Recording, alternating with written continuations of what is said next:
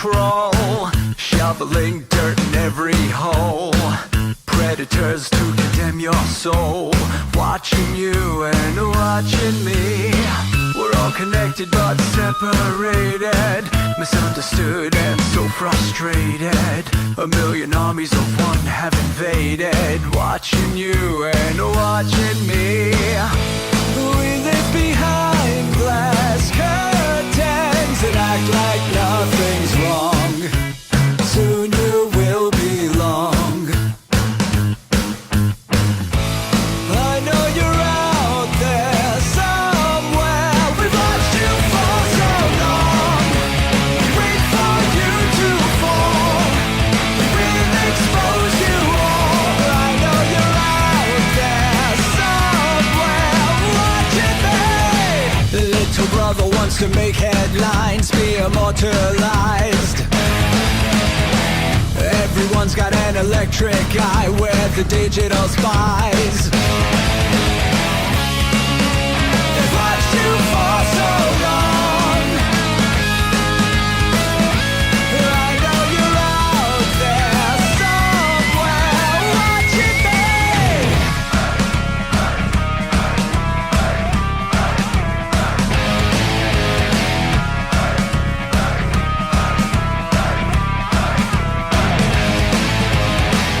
We the people have taken over.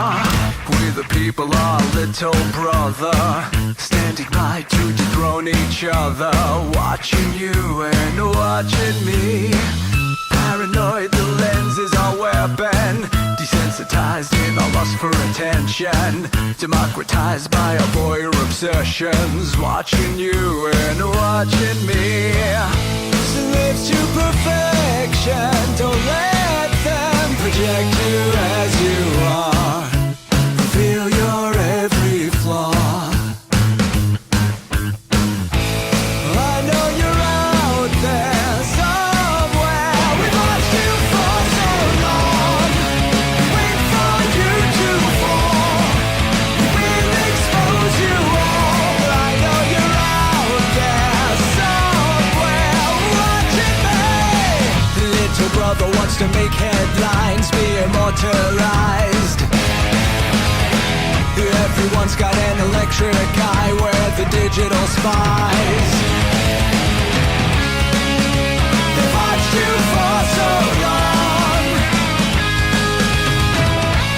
I know you're out there somewhere watching me.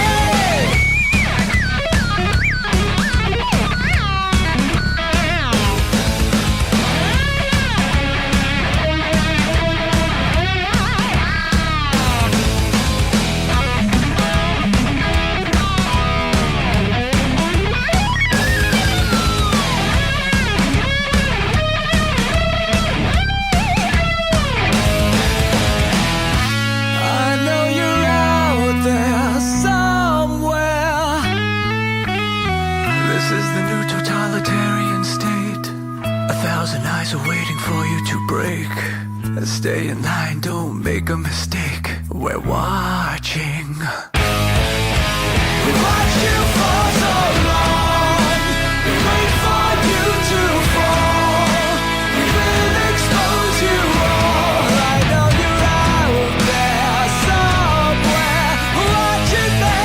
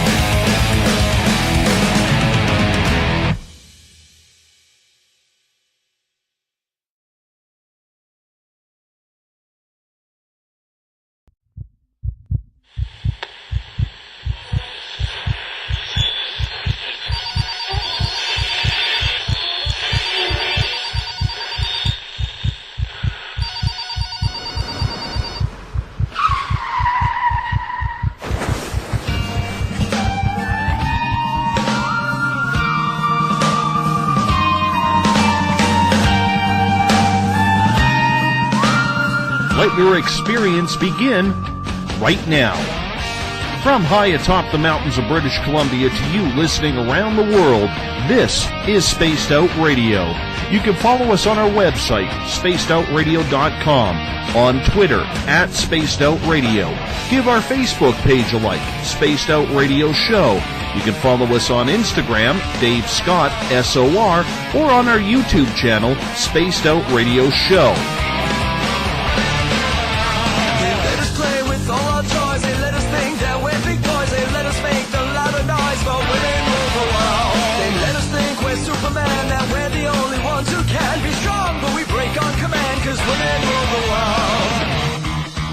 Buckle up, space travelers. It's time to go for a ride as we are live on Spaced Out Radio.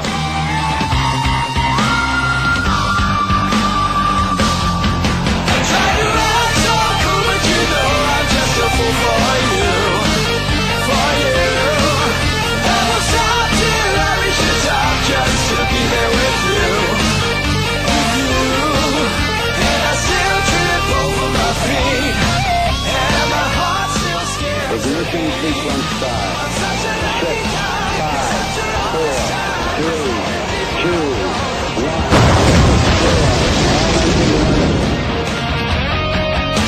The deeper I go, the deeper I fall.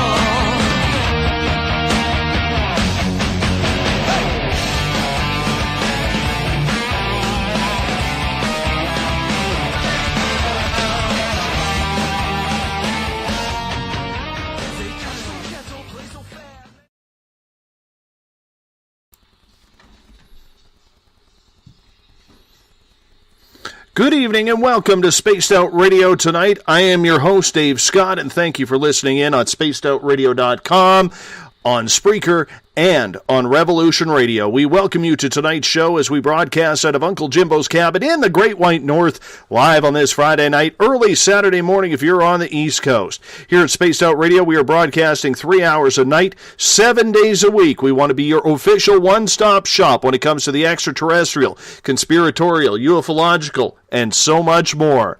If you like our theme music, Spaced Out Radio is all brought to you by the guitar god himself, Ron Bumblefoot THAL, formerly of Guns N' Roses. Check out a couple of his music videos by clicking on the Bumblefoot banner on our website. You can follow us on Twitter @SpacedOutRadio. Give our Facebook page a like, Spaced Out Radio Show. On Instagram, I can be followed at Dave Scott, SOR. Subscribe to our YouTube channel, Spaced Out Radio Show. And of course, our website is spacedoutradio.com. At this time, we'd like to say hello to everyone listening in on the Revolution Radio chat room on the High Plains Talk Radio Network, in the Spaced Out Radio chat room on Spreaker, along with our fans on Facebook at Euphoria Chronicles, Chronicles of the Unknown, Forest Moon Paranormal, and our flagship chat room, the SOR Space Travelers. If you haven't signed up for the SOR Space Travelers Club yet, well, it's time. It's $5 a month, and with that, your name gets entered in a monthly prize draws, access to private group interviews, access to a special section on our website, and much more. We're going to give you a hell of a lot more than just access to our archives. Well, at SOR.com, you can read our latest blogs. You can check out Eric Markham's SOR Spacewire in the latest in weird news. Tonight's show is brought to you by Rivulet Reiki and Readings, providing healings in person or to distance. PurplePlates.com, helping heal your body, mind, and soul. The New Agora newspaper is the official paper of this show, and the iTunes app Spirit Story Box, it's the official ghost hunting app of SOR. Remember, if you're a listener on Revolution Radio, it is the largest nonprofit online radio station going. Take the time to visit freedomslips.com and donate today. Can you believe we're already into September? Already. Where did it go? Where did 2016 go? It's the start of the Labor Day weekend, the last official long weekend of the summer, and what better way to celebrate than with some good old alien talk? Gotta love them aliens. It's the first Friday of the month, which means it's time for our resident off-worlder expert, R. Keith Andrews, to bring his game back, especially after taking in the Experiencers Conference in Portland, Maine last weekend. Keith has enjoyed himself so much that he's actually still out east rather than at his home in British Columbia. We're going to find out if any extraterrestrials actually appeared at this year's conference. R. Keith Andrews, welcome back to Spaced Out Radio. How are you? Well, to say the least, a little hectic, a little busy. Glad you're here. Or glad I'm here. Something to that effect. Now we're working with a very we're working with a very difficult Skype connection on Keith's end right now because he's not using his own computer or microphone set tonight. So it's a little rusty. We're going to try and get through. If it gets really bad, we will bring in Keith on a landline. Keith, welcome back to the show. It's always a pleasure to have you along for the ride. How you been? Well, it's been hectic. But not bad. This week has been, to say the least, driven, I think is the best way to put it. A lot of changes, a lot of interaction with people. And this is your third year in a row going to the Experiencers Conference. You've been a speaker at this event. Why is this event so important to you? Well, the rest of the events, like I haven't been to the other events, but everything I've been told is they are basically lectures. This is one where the people that are doing the lecturing are not researchers. They're the people that have actually lived the event. And therefore you're meeting the people that are actually on the floor before any research is done. So you're looking at the people that have gone through it. They've gone through the trauma. They've gone through the challenges of dealing with the problem. And when I talk about problem, I mean other people's interaction of it, other people's thoughts about the events. It's not second and third hand information. We're dealing with people talking in first person events.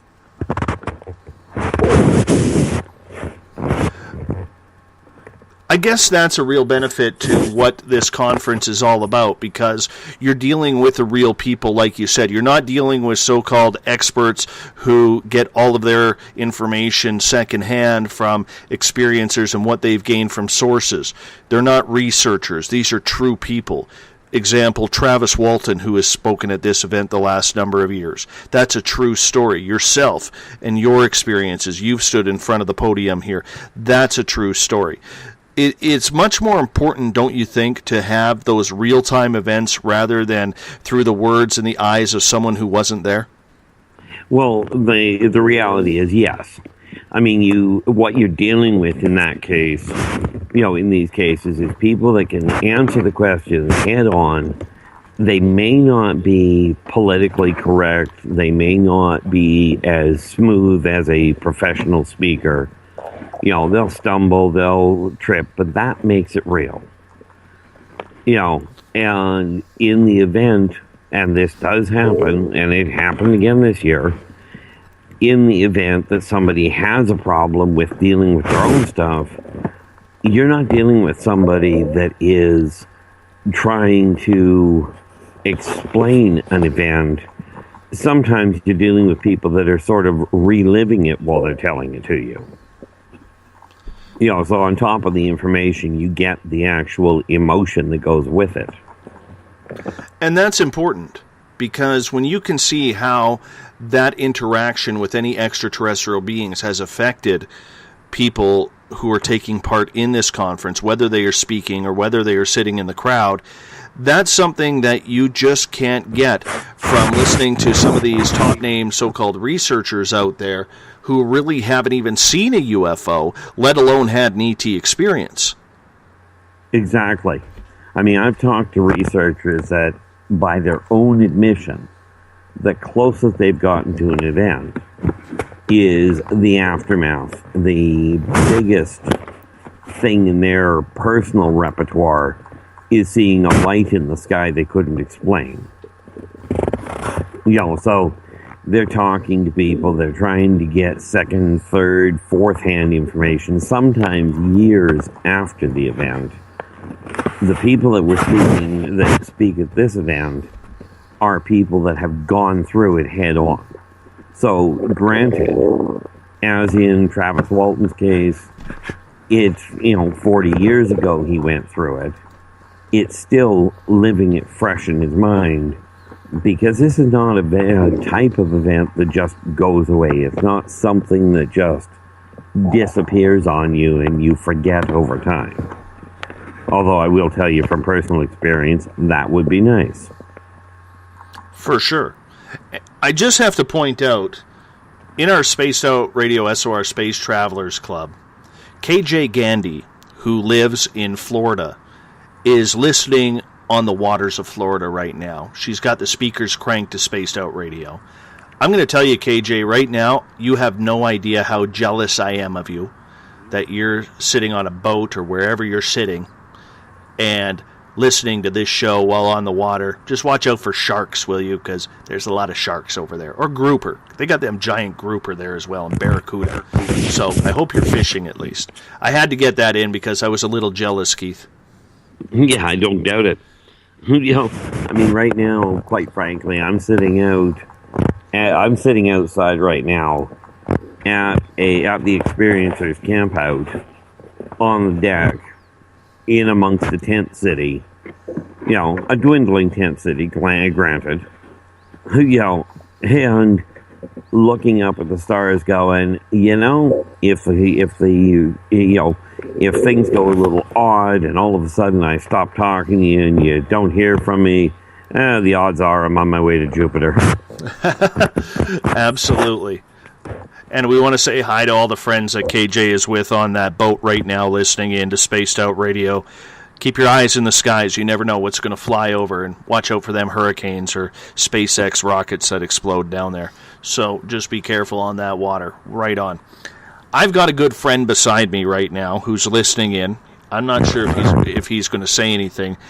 A good friend of mine, Pascal, is with me. Pascal is my energy healer. He is someone who plays a very, very important role in my life. And when I started having my own personal experiences, Ron, it was Pascal who helped me understand it by opening me up emotionally and helping me balance my chakras and getting me ready for the experiences that were going to come. And the funny part about it is, when this whole thing started for me, Pascal would sit there and we'd be in meditation, or he'd be helping me learn how to channel, and every time he came in the door, he would say, my guides are wanting you to deal with the extraterrestrials. You got to start dealing with the ETs. And I fought it. And I fought it hard. And I remember telling him, just shut up about that. I don't want to deal with aliens. I'll talk to ghosts anytime. I have no problem with that. But he was like, no, man. He goes, the guides want you to go talk to extraterrestrials. And lo and behold, guess what happened? You know what happened, Keith. You were part of that, and you heard part of my stories, especially when it happened. Yes, I remember that wonderful little chap looking through your window. That was kind of comical when it occurred. Well, to me, to you, probably not so much. Well, I'm not going to lie that I almost soiled my shorts when that happened. Well, as long as it was almost. Absolutely. Absolutely. Well, Pascal is here, and if he all of a sudden jumps in because he wants to ask a question, I'm going to let him do that, because he traveled all the way from Ontario to visit us this weekend for the long weekend up here in the Uncle Jimbo cabin for Spaced Out Radio. So we're glad to have him around. So if he all of a sudden hops in and wants to ask you a question, Keith, I hope you don't mind. Not in the slightest. Just something to let your listeners know. Due to, shall we say, technical difficulties trying to track what's going on in the chat rooms, I haven't managed to find out where they are yet. So I am not right now looking in the chat room. If that changes, great. If it doesn't, well, I'm still here. You know, everybody's talking about, let's see, I'm reading the chat room right now in the SOR Space Travelers. And we have KJ and all her friends out on a boat in a patio enjoying the Florida evening, which is probably like 86 degrees. We have Gloria bragging how she's inside with the air conditioning. I had frost on my window this morning. Frost. And you wonder why I won't move up that end of the world. I had frost. So while you people are bragging about sitting outside enjoying the sun or the stars up in the sky and the aliens that are flying above and Joe's counting owls in California, here I am shivering this morning. Shivering. It was like 5 degrees Celsius here. It was cold. I'm not ready for winter just yet. And the Farmer's Almanac is not looking good for Old Man Winter. Apparently, he's coming in with some vengeance this year. I'm not happy about this, Keith. In the meantime, all the other people having fun down south, including you. Well, the reality of that from my standpoint is this. I'm not moving up to the snowbank for anybody. I figured the snow went after I got here. People that tell you global warming doesn't happen clearly have not been at my city because, when you think about it, we used to get 40 below and, 3 feet of snow. And now if we get 6 days with snow, it's a bad winter. Oh, absolutely. Absolutely. Hey, last year, when you went to the Experiencers Conference in Portland, Maine, you were visited by 3 or 4 Pleiadians that just showed up out of nowhere. Yes. Did anybody strange come visiting this year at the event? Well, in all fairness, it's a little hard to call it somebody strange. It was the same chap that came last year. No kidding. Quite frankly, he showed up. And this time it was, to say the least, a little bit more involved. Language had improved to an incredible level. He came at the beginning. He was there through a lot of it. So that's why I say it's a little hard to call it, a strange person. The guy was there. Quite, far more adept at speaking than he was last year. Did he still have the swirling skin tone like he did last year? Yeah, it's a little hard. I mean, that's kind of like asking, are you still Caucasian? I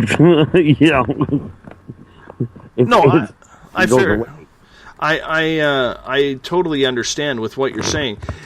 Did he just appear out of nowhere and disappear out of nowhere again, or did he actually make his way through and actually understand what money was this time? Well, this time he knew what money was. Now, how he arrived there, I just don't know. Okay, because of the situation that I was going through and all the activity that was going on, I really don't know if he just showed up or if he appeared or if he disappeared or what the story was. Right. But what I do know is that he did, he did show up. Apparently, he knew exactly what money was for this time. Not exactly how it functioned, but at least he knew. Apparently, he was very excited that he had figured it out. That he knew what he was dealing with. Was he with his entourage as well, or did he come alone this year? He came with one. I didn't see the other two this year. Okay, but he did come with one chap that he came from last year, or that he came with last year. I didn't talk much to the second person, but I had, to say the least, an extensive conversation with Don for as much time as I could. So that proved to be, shall we say, extremely enlightening and confusing for him as well. Well, let's get into that in just a couple of minutes, but I want to set this up because we have a lot of first-time listeners listening in this time around who may not be familiar with the story of what happened last year. Before we go any further, for the people who may not have heard the story, I would love it if you could kick in and explain what happened last year at this Experiencers Conference in Portland, Maine. Well, last year, during the event, let me see if I remember this in the right order here. Travis Walton had come to the Experience to Speak conference, and he was doing his conference when a few gentlemen showed up, 3 gentlemen and a lady.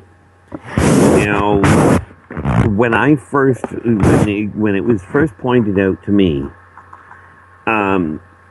when this gentleman was first pointed out to me, it was an issue of who, pray tell, is that gentleman? Who's the blue guy?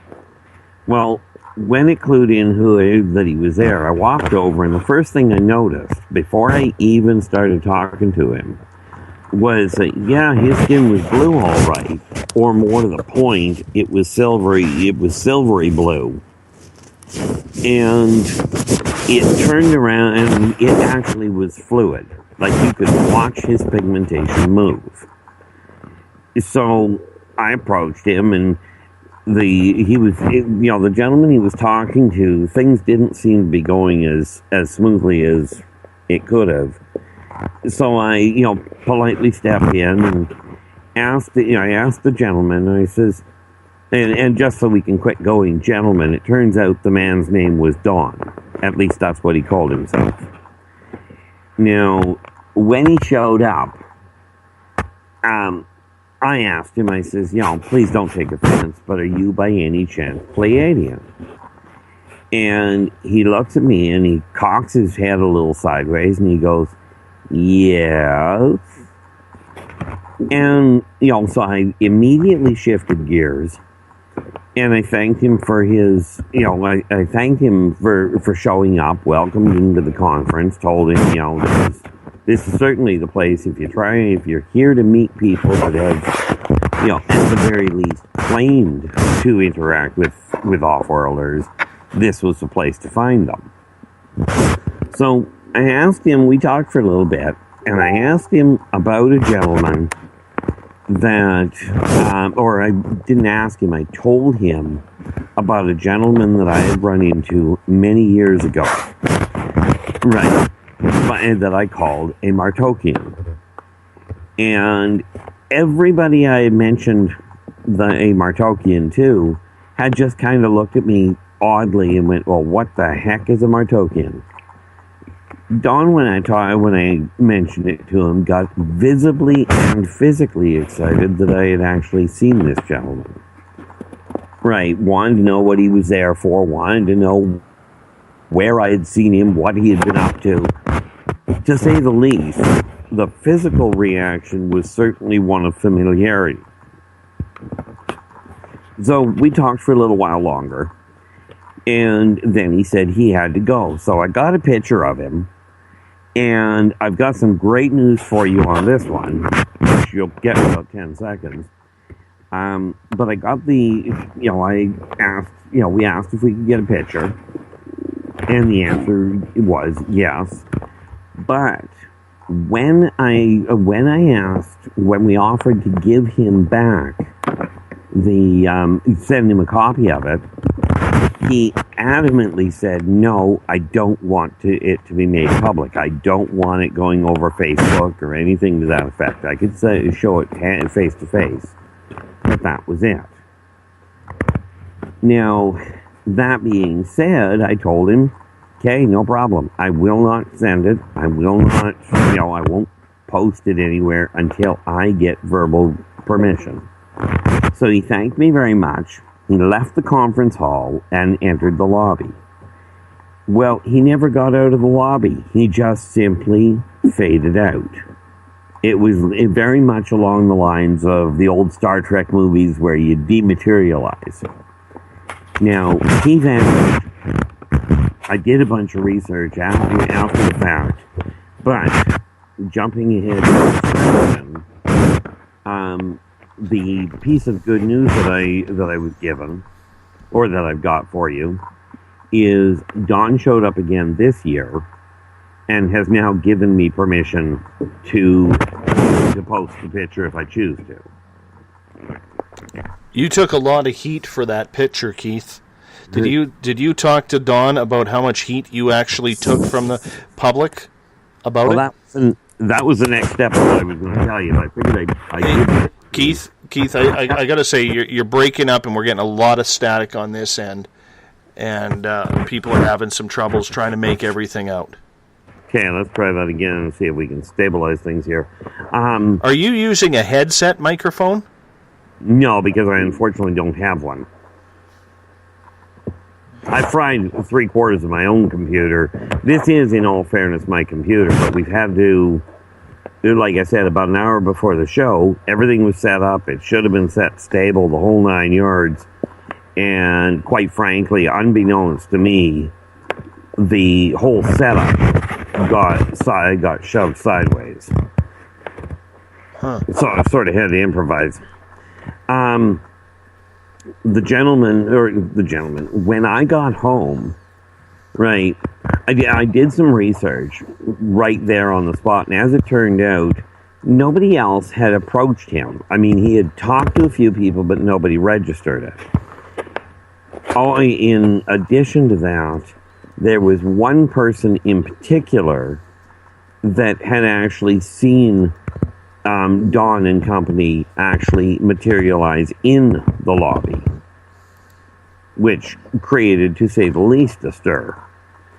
Now, when I got home, and this is where the flack is, I ended up with a staggering number of emails claiming that that first and foremost, the Pleiadians were a farce, they were a joke. This was people that did not do any research. They were not necessarily privy to the entourage arriving or leaving. At the same time, I had gone through a PTSD attack, a post-traumatic stress disorder attack, at the conference, and got told that I'd faked that as well. So, I ended up, and this is one of the reasons for those that lost track of what I was up to, I dropped off Facebook and everything else for almost a year because, frankly, I got fed up with being told, that this was all a farce. And in answer to your question, yeah, I talked to Dawn about it extensively concerning the flack that I went through.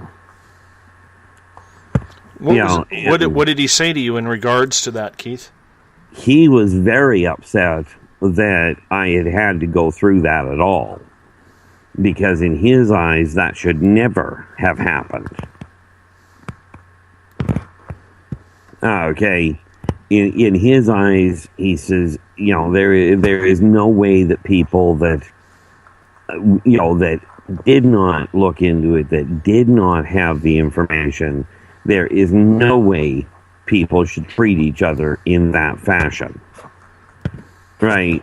And when I told him because of it, I just about didn't return, he was quite distressed about it and quite grateful that I had, in the end, decided to come out here this year. Well, I'm glad you did too. And you know what? It's very nice that he actually showed some sympathy for you in that situation, because I remember I posted one of your shows, as I do on Facebook, when I do it every day to help promote the show. And I remember in one of the rooms that I posted it in, I was getting absolutely roasted for having you on the air saying, like the words that people were using were absolutely cruel. There's bullying, and then there's just a bunch of assholes out there, Keith, and they were absolute jerks out there trying to absolutely defame you, trying absolutely to punish you, when all you did was you said you had a photo. And people were going absolutely nuts and haywire. And it's funny because on this show, the last number of months, we've had a couple of topics continually come up. One is, how are you going to react when you finally have that experience? How are you going to react? And, right. And number two is, how are you going to react, or what would be the public's perception, and how would the public react if Hillary comes out and says extraterrestrials are real if she's elected? And I don't think the public is ready for disclosure, and on a very minute scale, we look at what you went through over a photograph, and people saying you were lying, and the 20 other people who witnessed this were lying. This never happened. There's no video footage, even though there was on security camera. Okay, everybody who wasn't there sure had one strong opinion of this. Well, here's the funny thing about the video footage. Two factors that I do want to point out first. One is, they talk about Hillary coming out and saying, yes, it's here. Now, I'm going to say something that I'm sure is going to get flack, so I'll apologize ahead of time. But we're dealing with politicians, we're dealing with governments. And your audiences and the people I talk to in person are doing exactly the same, in my opinion, and this is strictly my opinion, retarded idea, absolutely stupid. They're waiting for a government to be honest and talk about the aliens being here, when the government is consistently lying to you, and you know it, because you've said it yourselves, and I'm talking to the client, to the listeners here. The government is lying about food shortages, about money situations, about different legal issues coming up. They're standing there and they bald-faced lie to you about these things, and you figure they're going to be honest about the aliens? I find that just absolutely bizarre. As for the video footage, from what I understand, much as we do have video footage and video proof, there are many situations, apparently, where it is clear that something was there, but you can't see them. They don't necessarily show up in video. We do have photos of them, and for the people that want to go, oh no, you don't, you're lying, don't bother me with the issue, because I frankly don't want to hear about it. If there's one thing and it annoys me, there's no question. If there's one thing I've always been, it's honest. I've not been politically correct, and I'm sure you've had to deal with side effects from that one. But the reality of it is that, you're dealing with people, and, if they weren't there, I think there were 22 witnesses in all at the event, at the original event. And, the sad reality of it is that those people didn't see what was going on. The 22 people absolutely saw what was going on, but even the hotel didn't know how to deal with it. They were getting asked questions that just didn't make any functional sense. It's like, what are these blue people doing there? Well, the blue people were there because they came to see what was going on.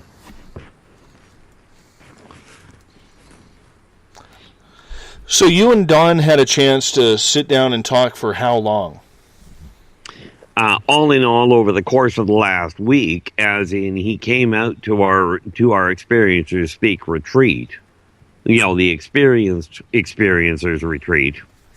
All in all, I probably spent 5, maybe 6 hours talking to him this trip.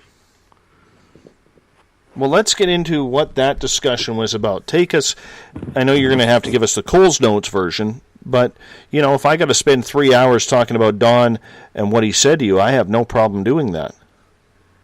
Well, some of it's going to be a little complicated, but because, I ended up talking to him about a number of things, not the least of which was the reason he didn't want the photo shown before was, as he put it, timing.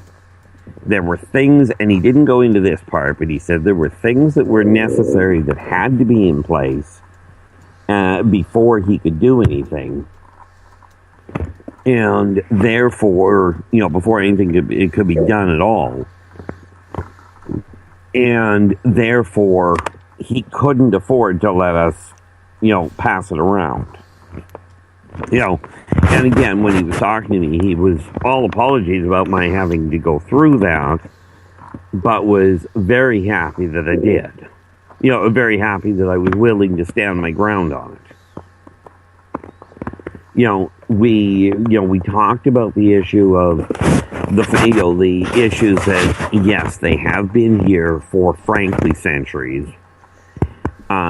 Definitively, the different races that are here he said, none of them are here to conquer the planet.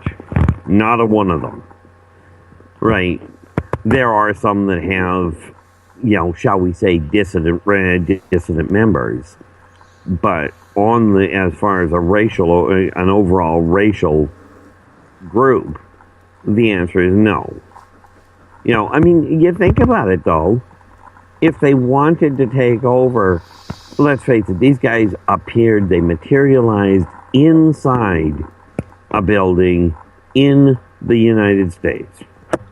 Okay, now this is a country that prides itself on security, and these guys just materialized without weapons, without any sort of military entourage inside a building. And then they left the same way. Now, how are you going to stop them if they really wanted to do something nasty? They are very concerned about the state of the planet. They are very concerned about the state of society and the fact that people are being led down. And again, they're being led down a darkening path into oblivion, into pure, blatant, misinformation. And like Don asked me, he said, these people are waiting for their governments to tell them what's going on. How much, they're waiting for them to be honest about that, and yet the educational system is completely crippled. And that's being done at the hands of the government. Now, when are people going to figure out that full disclosure is already happening? Okay, it's going to the individuals. It's going to the people that are having the experiences, that are looking at the issues, that are dealing with the trauma. And yes, even amongst the UFO society, community, when somebody comes out, and we are working desperately hard on this one. As a matter of fact, we had that issue come up this weekend where we had a full meeting on, amongst the experiencers, about how to help people deal with these sorts of things, because for each person, trauma is trauma. It just shatters your perspective on reality in one heck of a hurry. So when we look at that, that was where it started. Now Don went off to talk to a lot of other people, and he had individual messages for other people in the at the conference and at our retreat. But I'll tell you, it was quite an intriguing conversation that ended up happening when we started looking at some of the other issues, like what they were hoping to do, where they were hoping things were going to come from, that sort of thing. Right. Like as in where Experiencer Speak was heading for. And Don has blatantly told me that he will be staying in touch with me. He will be working with me to, work sort of as a liaison, if you will, and help put things in motion to guide the people, to guide your listeners and the general public back to a world where they can interact with each other. Because right now, the off-worlders have not got a prayer. There is no prayer of the off-worlders won't just blatantly show themselves in public because people are still, I mentioned, like you said, I mentioned a photograph and got a staggering number of complaints and attacks and what have you over a photograph. Can you picture what's going to happen over a person? I mean, these people are people. That's just the reality of it. So, he went into a great deal of conversation with that one about the way things were going. And, it's certainly going to be an interesting situation over the next little while, because I am now, between he and I'm actually now working on a presentation, and I'm going to put it to your listeners again, to both any of the radio hosts that are popping up, that are listening in, or any of the owners of the different conferences and what have you that are out there. I am putting a message together in the form of a presentation to be done face to face or over the radio, about where we're heading, what needs to be done. This is no longer a question of, when should we start? I was talking to Audrey this weekend, and she made a pretty blatant statement that, this issue is, in one sense, now she said in one sense, we are, this whole information cover-up conspiracy thing, it really is an issue of we're at war.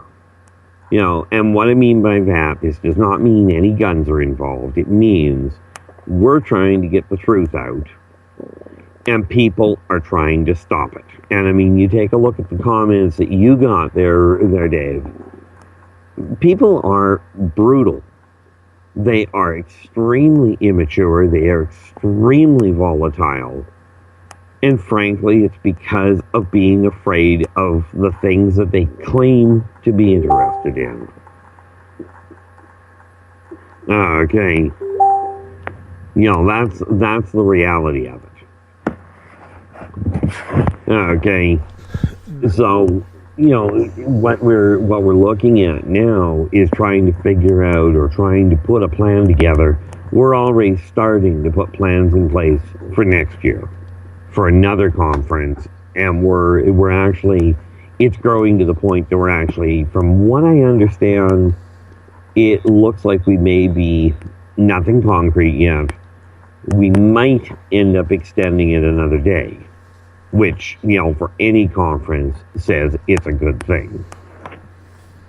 Okay. That's the nice part about it. You understand how that works, right? Absolutely. Hey, for people who don't know, Keith, what does Don look like? How tall is he? What was he wearing? Give us a description of Don. Well, number one, he is definitively bipedal, and if you look at the issue of features, you're looking at a grandfather. He's got originally blackish colored hair, but, the guy is looking a little gray, and I am referring to his hair for the moment. Right. I suspect by the look of him, and I'm not a good gauge on height, but considering I'm only 5'7", he can only be 5'6", maybe only 5'5". I mean, this is not a tall man. Slender build and silvery blue, whitish colored, mobile skin, as in the pigmentation is mobile. He wore standard everyday clothing, jeans, a shirt, a ball cap, the things that anybody in today's world would wear. If you take a look at it, and a still picture won't show, it really won't tell you. But aside from the bluish colored skin, that bluish, silvery, whitish colored skin, the man looks normal. Okay, so if you and besides that, being what he described himself as a shifter, and being able to move his pigmentation at will, he may well look normal in a photograph. Bear in mind, that doesn't mean that it is.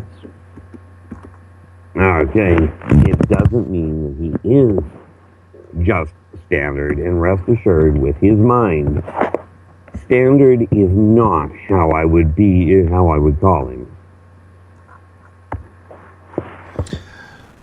Does Dawn know of any Pleiadians stuck here on this planet?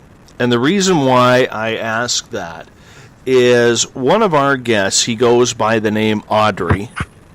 He comes on every second month and discusses what the Pleiadians are doing, that there are still ones traveling here, but some Pleiadians are stuck on this planet for the time being. Does he know any of them here? And in all fairness, I haven't asked him. Oddly enough, I just cannot picture, and this is nothing against the other speaker, but frankly, I can't picture them being stuck here. There's a lot of them that are here. You know, there are a number that are here, there are a number that come. Okay. But the other thing is, in a case like that, I'm really curious about what he says they're up to, because frankly, every Pleiadian I've run into is interested in helping this planet. Yes. And so is Audrey, who is the male Pleiadian who is stuck here, right? He wants to be able to help this planet and help people understand that there's much more that can be done than what we are currently doing, but he got stuck here. He actually broke out from Area 51 a number of years ago with his mother, who was able to get off the planet. As science fiction as that sounds, but these are real case scenarios that are actually happening here, aren't they? Well, there's no question that that sort of thing does occur. Much like there are POWs and there are kidnapped and what have you. And I think you and I talked about this last week, that it's not just a question of the off-worlders picking up humans. Humans are picking up off-worlders. So his tale, Audrey's tale, and I am talking the male Audrey you're referring to, his tale of escaping from Area 51, although I have no doubt it was challenging as all get out, is a very plausible issue. Can I confirm or deny it? Not in the least, but at least it's plausible. My listeners are asking, when do they get to see the picture? Well, that's the good news. But it certainly won't be for a few days, but the reason being I'm not home where the picture is. I forgot to bring it with me out here, and rest assured there were a number of people that were rather unhappy about that. But I will be posting the picture, and I will actually, I've got permission now to actually send you a copy, but you're going to have to wait till I get home. Yes, I know. I will look forward to that, because for everything that we do monthly with you, I would love the honor of having Spaced Out Radio being the one who gets to show it first to the world on behalf of you. And the reality of that is there's one little glitch. Okay, you will be the first one I send it to. I'm not entirely certain if Starborn support, I think they may have, I may have already, not already, but I may have already told Audrey that we'd get that picture. Who happens to be the owner of the actual event that it all took place at.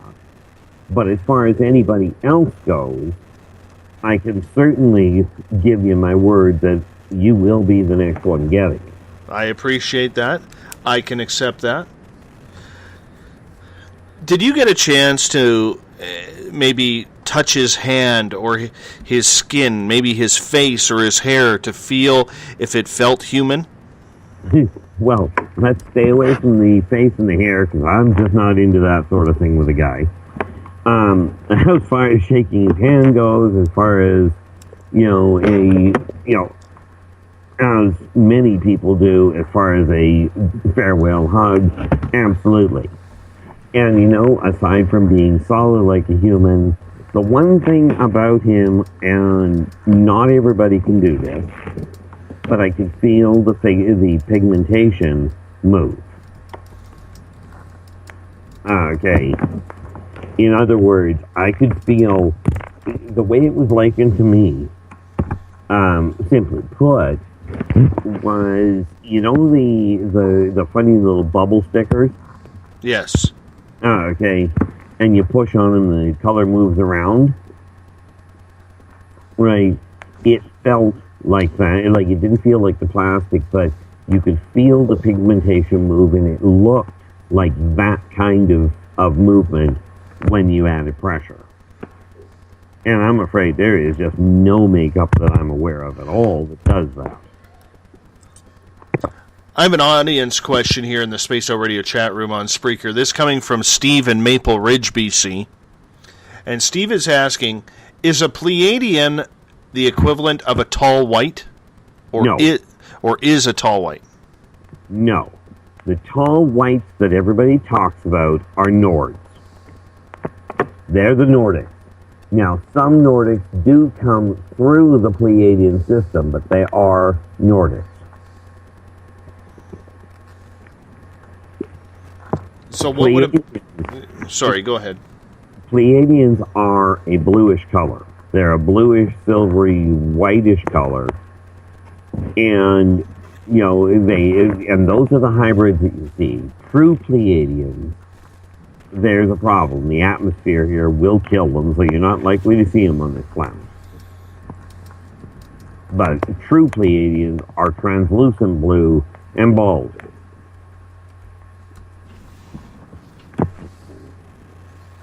But it all depends what part of the Pleiades they come from.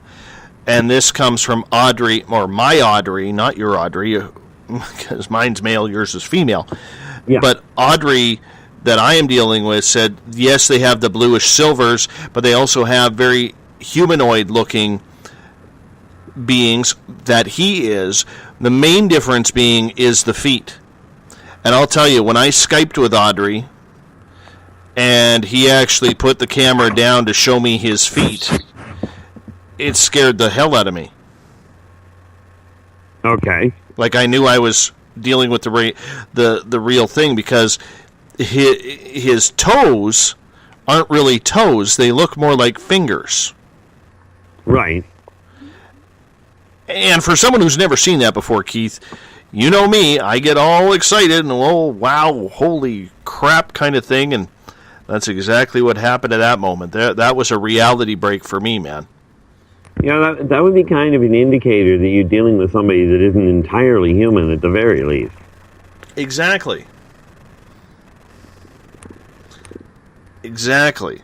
So that's why I'm asking the whole difference, or asking the question about how many different species of Pleiadian do you know of? Well, that's kind of like asking how many different colors of humans are there. We just look at the Olympic rings and then we know. Yeah. Oh, there's only 5? Apparently. 6 if you include the white in the background. Oh, well, thank you for cluing me in on that. Yeah. Unfortunately, I really can't give you a number on that one. I mean, you're talking about star systems here. True enough. I think people just kind of look at it because mostly all the grays look the same. You know what I'm saying? The grays... Well, I know what you're saying, but something you may not be aware of is I've seen at least 15 different different physical configurations and colors of grays. And I'm not entirely certain that qualifies as everybody looking the same. Well, not everybody has your experience, so what we try and do is, as real people who haven't had the R. Keith Andrews experience, only $19.95 plus shipping and handling, you know, we sit there and we try to. It's a human way to try and simplify everything. You know, we try and break it down to a common denominator that our mind can mathematically understand. And I think that's what's happening here. Yeah, and I tend to agree with you on that one. I mean, if you think about it, the reptilians that I've heard people describe are an amalgamation of about 6 different races. You know, and I will grant you this, that does simplify things. Not well, but but no, I really can't give you an answer regarding how many different configurations there are. Keith, on that note, I'm going to cut you off. We're going to go to our first break of the night. Our Keith Andrews, our guest, the ET Experience on Spaced Out Radio. Hour number 2 coming up next. Looking for news beyond the mainstream news? Head to spacedoutradio.com and check out the SOR Spacewire. This is Spaced Out Radio's Eric Markham, News Director for the SOR Spacewire. Daily, I will bring you intriguing stories and outlandish reports from what's going on around the world. UFO sightings, paranormal activity, conspiracies, alternative health, and so much more. And if you have news, email me at news@spacedoutradio.com. Hi there, I'm Butch Witkowski, lead investigator with U4Cop. On the final Monday of every month, you can listen to me and host Dave Scott on Spaced Out Radio's Strange Days. We're going to get to the heart of the matter when it comes to what's happening out there. People are seeing and experiencing things from ET contact to Bigfoot, and I want to hear about it. Your experiences are what we investigators need to help solve these unknown mysteries. So tune in at spacedoutradio.com.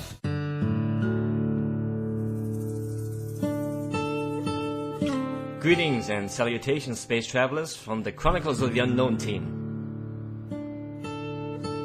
What is Chronicles of the Unknown? I keep hearing about this thing.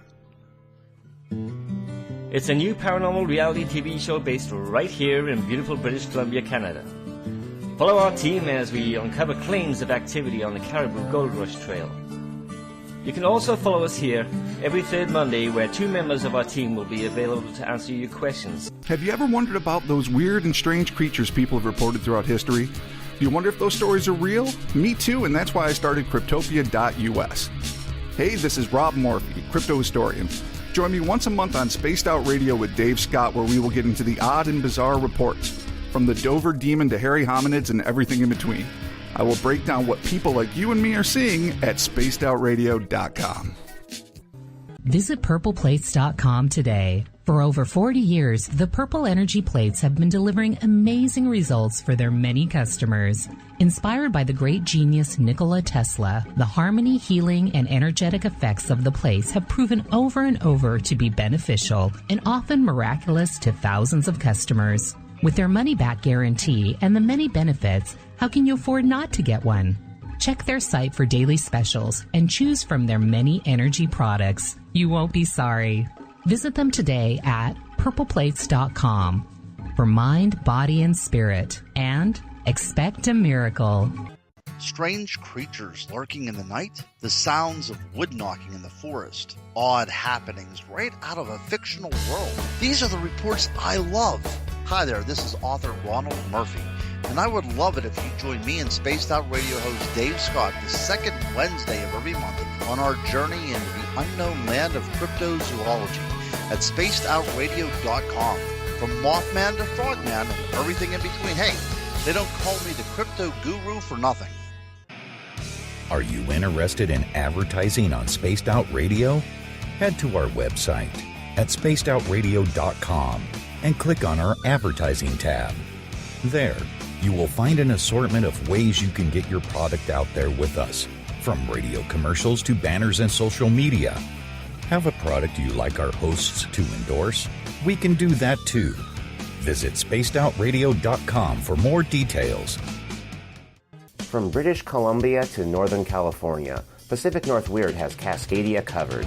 Check out our feature videos at spacedoutradio.com, where I, Vincent Zunza, and my super sleuth partner Alexandra Sullivan track down the weird and strange stories from around the Pacific Northwest, from Bigfoot to Mel's Hole and everything in between.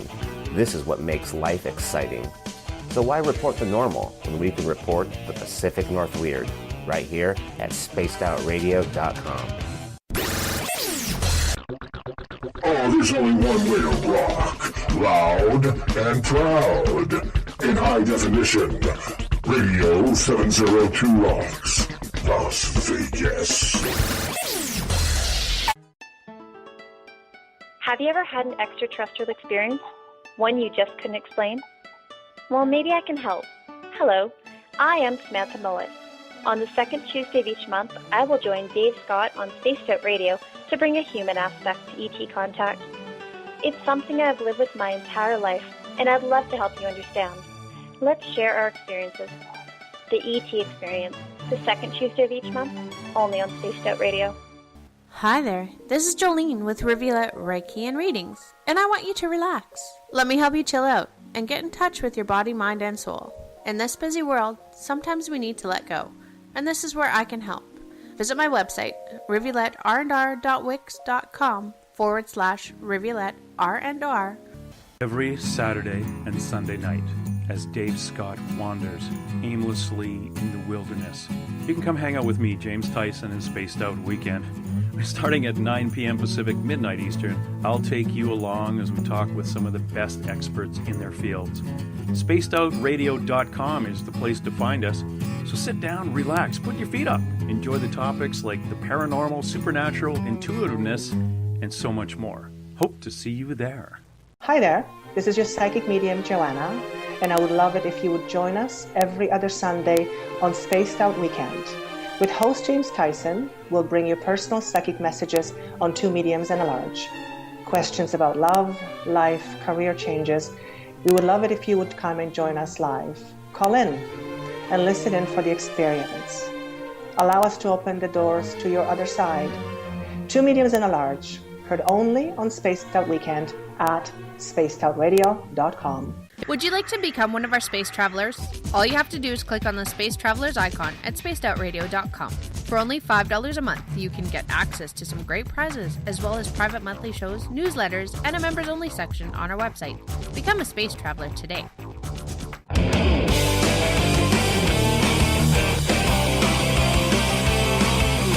Do you have a topic or a guest that you'd like to hear on Spaced Out Radio? Let us know at spacedoutradio.com, where you can sign up to become a Space Traveler member today. Or you can find us on Twitter at Spaced Out Radio and on our Facebook page, Spaced Out Radio Show. Welcome back for the second hour of Spaced Out Radio tonight. Good to have you along for the ride. Spaced Out Weekend with Uncle Jimbo, James Tyson, and Elizabeth Anglin kicks off Saturday and Sunday night. I will be back as you get back from your long weekend on Monday night. My guest will be Robert Schneck. We're going to talk about the Bye-Bye Man. What the hell is the Bye-Bye Man?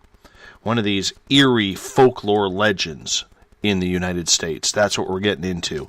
A lot of paranormal as well. Remember, you can follow us on Twitter at Spaced Out Radio. Give our Facebook page a like, Spaced Out Radio Show. On Instagram, I can be followed at Dave Scott, SOR. Subscribe to our YouTube channel, Spaced Out Radio Show. And our website is spacedoutradio.com. While there, you could join the SOR Space Travelers Club for just $5 a month. We would appreciate you doing that. You can also read our latest blogs, check out the SOR Space Wire, and so much more. Tonight we are talking with R. Keith Andrews. The ET Experience is the show R. Keith Andrews does the first Friday of every month. The next time he will be on will be October 7th. Keith, welcome back. Well, thank you very much for having me. Absolutely. I enjoy doing this show. We've been doing it for well over a year now, and you're still one of the most popular shows we do every month, and I appreciate you taking the time to do that with us. Now, you are live in Portland, Maine. It is 3 hours ahead. It's 1 a.m. there, 10 p.m. Pacific, so I appreciate you staying up late to do this with us. Well, it's a little later than I'm used to. I remember, 3 weeks ago, we ended up running until 1 o'clock in the morning, so... Well, you know what? That overtime does have its privileges sometimes, so I appreciate that. Let's start off with a question from KJ in the SOR Space Travelers room. She is asking, what is the most common off-worlders that are here on Earth? Greys. Whoa. Greys are the most common that people see. It's a toss-up whether it's the Greys. Well, I guess the rest of it would depend entirely on the area. The Greys globally would have to be the most common. But depending on where you are, there are a number of different reptilian races. There are Nordics, the numbers of various types of people that are here are pretty extreme. That I've seen working in labs, the Nordics are quite common. The Sirzavian, which is your 7.5 to 8.5 foot reptilian, are quite, I'm almost going to say popular, but that's not the right word for it. You end up with a fair chunk of the Nordics, which are the tall white people. It really depends entirely on where you are as to which one is more likely to be common, because it's very much like the concept of, how common are, and this is not picking on anybody, this is just one nationality. But if you're looking for the commonality, or for the commonness, if you will, of Chinese people, in China, you're going to run into a fair number of them. In Borneo, probably not that many. Well, let me change the question up a little bit and ask you a different version of that question. Okay? Absolutely. How many extraterrestrial species do you know of that are here on Earth right now that blend in so well that we would, to the naked eye, not be able to tell if they were human or not? That I can think of right off the top of my head, there's at least a half a dozen. And the next logical question, Nords are hard to spot. They're pretty blatant once you know what you're looking for, but they really don't stand out that well.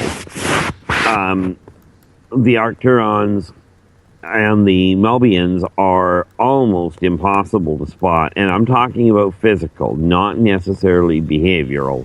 But if you don't pay attention to humans in the first place, behavioral won't matter. When you take a look at, I'm just trying to think of some of the other ones that are floating around that just blend in. One of the ancient races that blend in, that virtually everybody overlooks, is true dwarves. Okay, and I'm not talking about the short humans that are a little out of proportion. I'm talking about the real thing. Okay, the fairy folk will blend in very easily, especially the hybrids. That you can walk right by them, and odds are you won't notice. And these are just a few of the people that they can walk by you won't notice, but something you got to keep in mind.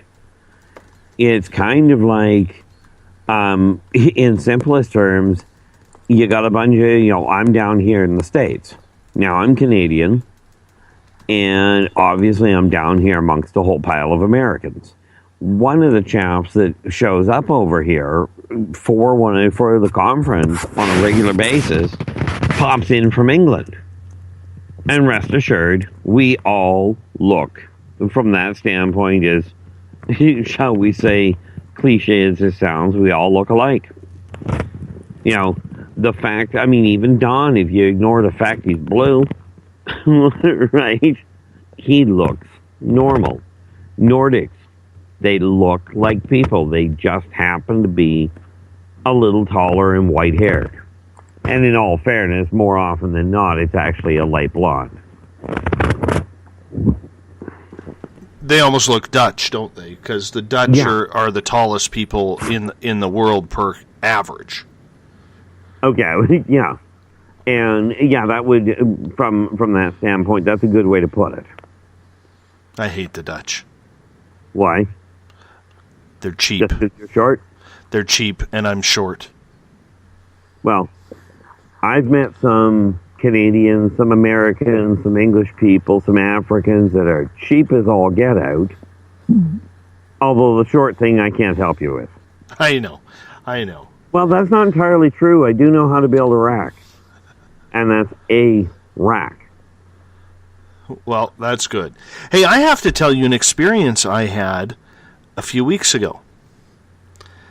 I was walking along a lakeshore trail. My little guy was in the stroller, and we were doing our hobby that we like to do, geocaching. And I'm pushing the stroller, kind of minding my own business. We're kind of watching for bears because there were bear droppings along the trail. And we're just start coming down this little hill. Right. And it wasn't even out of the corner of my eye. I actually saw it. It's funny, I didn't see it with my right eye. I saw it with my left eye.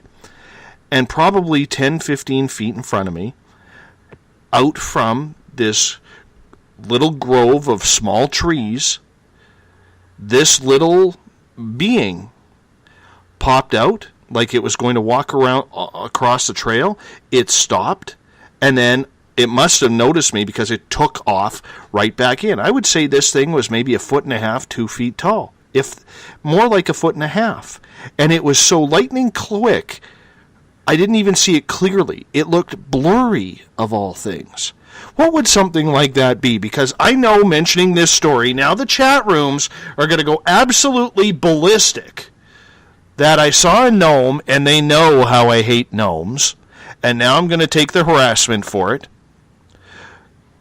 But it was thin.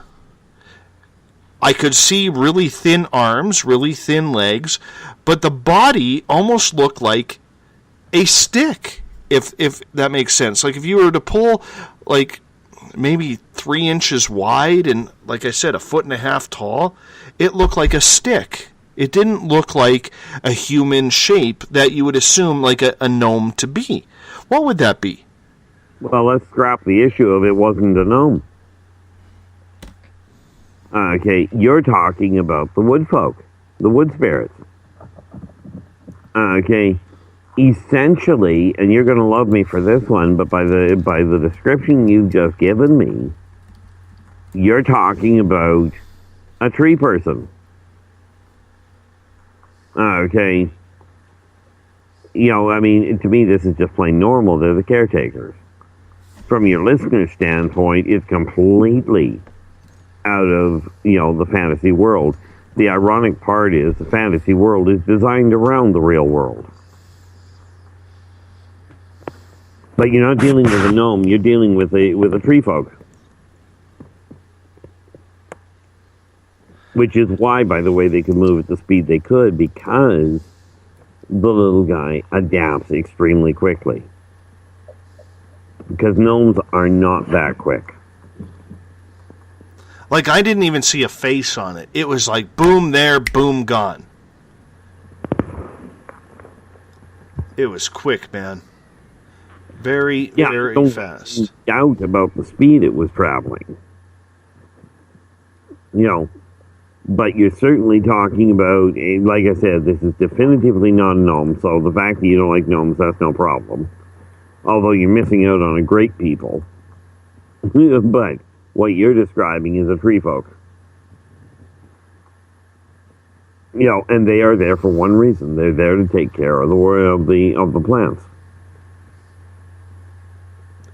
I just can't believe how quickly it happened, because usually everything that I have seen has been in focus. And I had my glasses on. I didn't have my sunglasses on. I had my prescription glasses on, which makes things pretty clear. But this was blurry. What would cause that blur? Speed of transition. That plus, of course, because they can have the vibratory rate up faster, they can stand there in front of you and look blurry. And that boils down to what would amount to shivering. For a way of describing what it looked like. Spear in the SOR, or in the Space Out Radio chat room, is saying that she has actually seen one of those. Which is fantastic, because they're hard to spot, I'll tell you. Are they dangerous? No. The only time they would be dangerous is if you're doing something intentionally to destroy the plants. That's the only time they would be dangerous.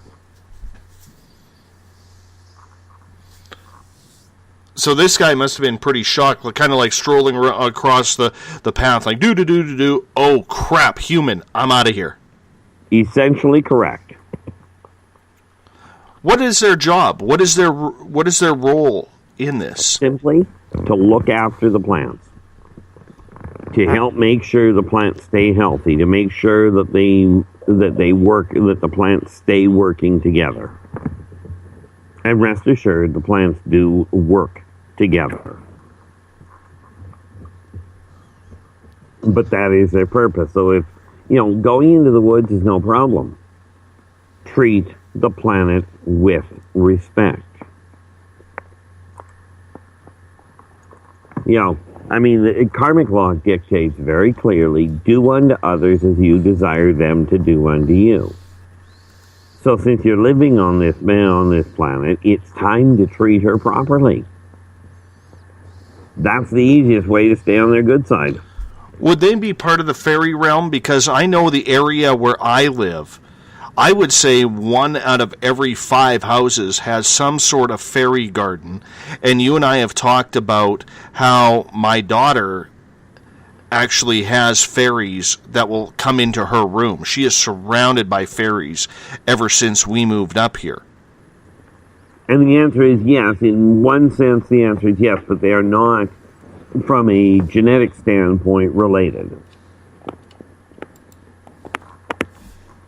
Kind of like on the same lines as, dogs are inherently part of the human realm. But certainly dogs are not related to humans. Gail is asking if my little son saw it. No, he did not. He was busy playing toys in his stroller. Because in the geocache we had found right before that, he picked up a couple of little toys in there. So he was busy doing that. So it was just me who saw it. I wish he would have seen it.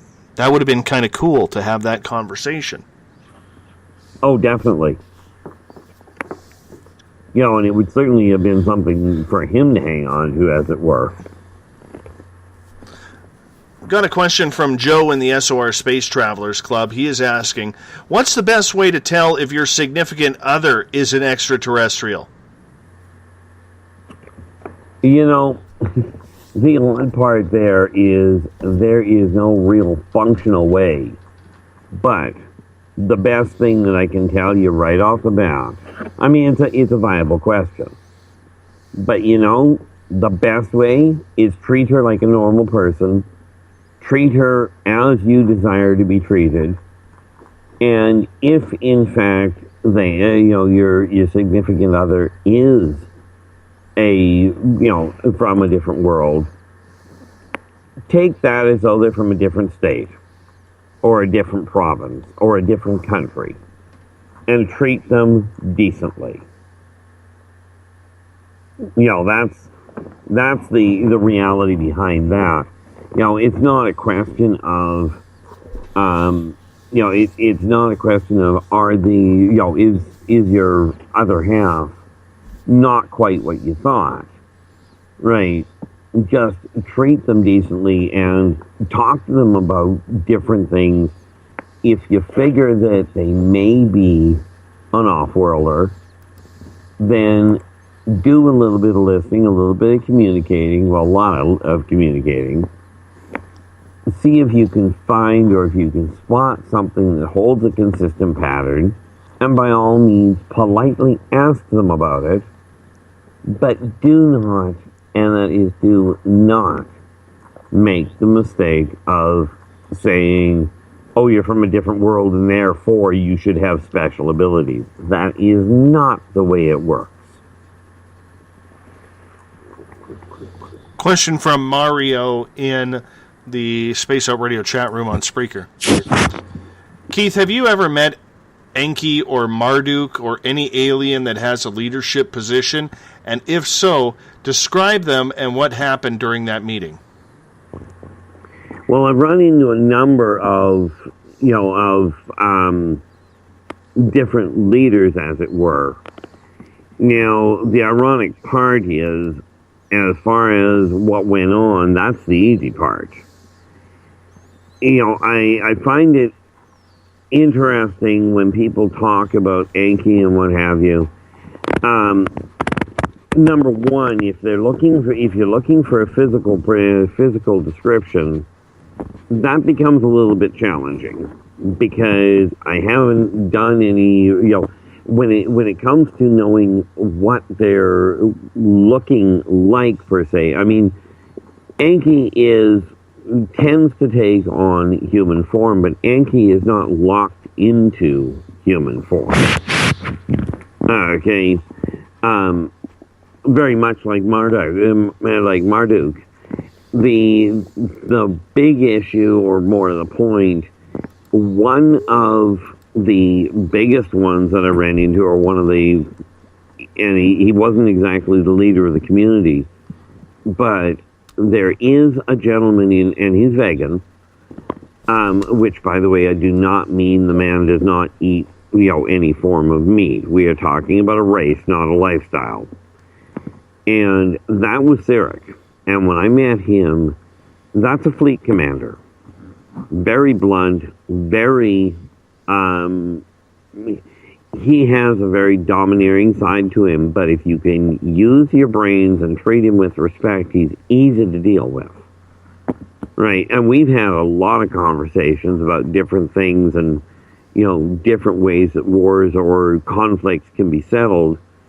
And in all fairness, he's come a long way towards the idea of let's not shoot it out of the sky before we actually get to talk to it. I did, the biggest source, the biggest, shall we say, leader that I ran into, like, bar none, was Source himself. And I'll use the him as a simple way of putting it because, the reality is it's him, her, it, and everything in between. But that, when I dealt with him, his control, his jurisdiction, if you will, is over the entire area. And he told me flat out I have a very important job to deal with, a very big job to do. And I'll tell you, it's proven to be a royal pain in the neck. Because humans don't seem to want to pay attention. When I talk about Marduk, now, Marduk is, everything I found out with him has put him as very much a warrior caste, but he's not, he doesn't focus on conflict. But when I met him, Marduk was somewhere, and I'm just sort of guesstimating, if you will, but I'm only what I would gauge, bear in mind, like I said earlier, is I'm 5'7" so you're looking at around the 5'11" mark. Okay, but very militaristic from the standpoint of bearing. That does not translate into warlike. The reality is that when you're dealing with the leaders of these communities do not desire to wipe out mankind. Okay, so if they don't desire that, and this is a popular question in the Spaced Out Radio chat rooms, if they don't desire to wipe us out or to cause us any harm, what the hell is worth the idea of them abducting us without our free will? Well, two things, and I'm going to let you try and answer this one first. And this is one that's going to get a lot of flack anyway. Scientists don't give apes or tigers or elephants any choice either, and they abduct them. Now, what purpose is that? What's with that? And I mean, humans don't like to hear it, but that is literally what it is. Humans are not the top of the totem pole. The Reader's Digest answer of the purpose for it, though, is to add to and to research the library that is this Earth, that is Sol 4. Okay, that's what the purpose is to add to, and I don't mean add to as in let's modify the DNA, so much as let's track it, let's see what it's telling us, let's see what changes are going on, track the evolutionary extrapolations, right, and see what's coming up. Right. That still doesn't resonate or sit well with a lot of people. Absolutely not, and it's not going to. Humans don't like being taken against their free will. Of course, humans don't like picking up their own garbage when they're asked to. The hard part here is this, and, do I feel for the humans that get taken against their free will? You bet. Okay. We've had situations like that. I've dealt with them head on with people that there was attempted abductions or successful ones. And a lot of the people that experience or speak deal with that sort of thing on a regular basis. Okay. And much as humans don't want to hear it, frankly, they're doing it to each other as well. It's just they don't like, and don't get me wrong, the people being taken are not the ones doing the taking. In other words, like, let's say, for instance, you were abducted. Okay, when I say people are doing it, that doesn't mean you're the one out there doing abductions. But there are other people, other scientists that are. As a matter of fact, there are cases, as we discussed earlier, where humans are abducting aliens. Okay, yes, it's against their free will, but at the same time, and this is not defending them, but how do you ask a human, is it okay if I take a blood sample? When a human asking a human won't give a blood sample. There are Red Crosses around the world going, we need blood, can you help? And people will just flat out go, no. So, how do you get the voluntary person? Because you can't, there's just too much going on to try and find that one volunteer inside 10 million people.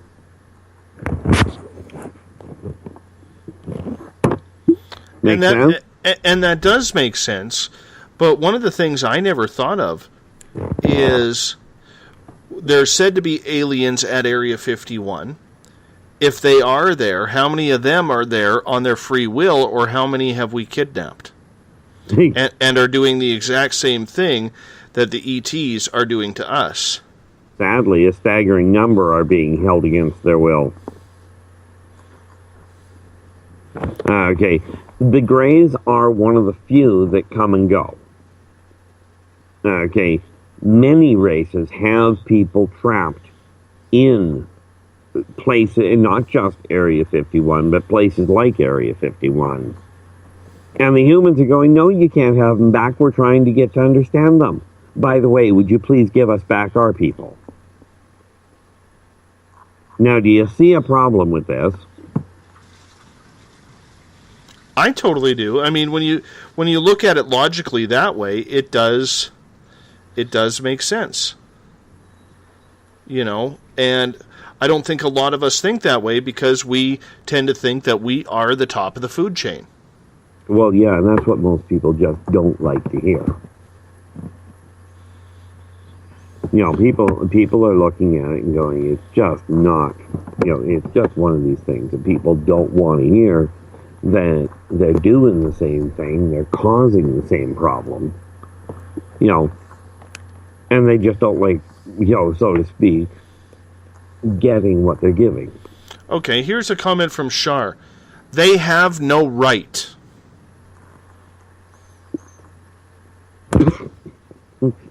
Okay. I'm not quite certain what she wants me to put with that one. Well, if we're going along the way that we're talking, would that mean that we have a right to take them? Well, the point being, do we have a right? Probably not. But that being said, mankind doesn't have a right to kidnap each other either, but they do it. Okay, but Shar brings up another good point. She says, they are not a higher spiritual being, or they wouldn't take us. How could they be held against their will, say at Area 51? If they are so advanced, it doesn't make sense. Well, that's because Shar, and this is nothing against Shar by any means, but Shar is under the misconception that because they're off-worlders with bigger toys, that they're a higher entity or that they have a higher understanding. It just simply means they've got more toys. Mm-hmm. That's all it means. It does not mean necessarily that they've got a better understanding. Spear is asking, Keith, do you know about the group of extraterrestrials that have grouped together to fight for the recognition of human sentience? Yeah. And they're actually making headway. You know, the ironic part is they're not having so much trouble proving the sentience. It's the wisdom they're having trouble with. Okay. The general consensus is, yes, they are sentient. Okay. To the degree that mankind sees ants as being sentient. Okay. But they are making some headway, especially with the council. But amongst individuals, it's a bit of a problem. You know, it's like there's a lot of people that will look at, a lot of humans, that look at dogs or look at apes or dolphins and go, they are intelligent. And everybody else going, yeah, right.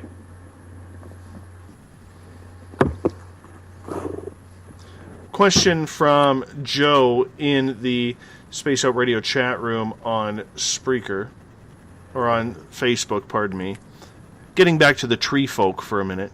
Do tree folks get upset if we weed whack around our yards and houses? I don't want to get them mad at me. No. They really don't. They understand the idea that mankind needs to have a place to live. Right, and do understand every tree is not a tree folk. Where they get upset is clear cutting. That makes sense. Did you hear the story, and it just came out, I think, yesterday, that Iceland stopped digging in a certain area with massive machines because they didn't want to upset the fairy folk? No, but I'm grateful to hear it. They take their fairies pretty seriously over there. And, quite frankly, they really should. Kind of like in Ireland taking leprechauns seriously.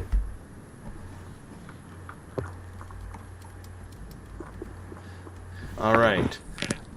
Daryl has a question in the Spaced Out Radio chat room. Keith, do you know if there are battling aliens disguising their battles behind our weather or storms? That's a good question, actually.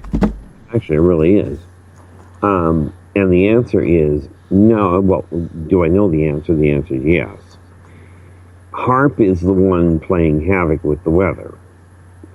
On the other hand, are some of the off-worlders utilizing said weather disruptions to hide their own activities? The answer is definitively yes. Okay, but the one screwing up the weather is mankind itself, but then HARP is a first-generation atmospheric generator. And they do got to do something about figuring out how it works. Just taking a little bit long and an arduous process, that's for sure. Absolutely. I like that word, arduous. We got to use that one around here a little bit more. Well, we can, but it's really going to sound out of context if I just say that we're arduous in our effort. Well, arduous in our efforts works really well, but I'd like an arduous cup of coffee right now. You know, just doesn't work. Well, let's try it. Let's see how many times we could use the word arduous. Arduous. Arduous. All right. You know, you're a little weird on occasion, Dave. Yeah. Look who I'm talking to. Hey, I'm not a little weird, trust me. Daryl has another couple questions. Can they harm us in these battles in the weather? Only in as much. Now, if you're talking about are we talking about the battles that the off-worlders are using as camouflage, or ones that HARP is creating? In either event, the answer is only by natural means. In other words, where the weather's being played havoc with, that can certainly hurt people. You know, and much like if you've got a standard Terran war and you've got a massive rainstorm, a tank firing off in the middle of a rainstorm is going to hurt somebody.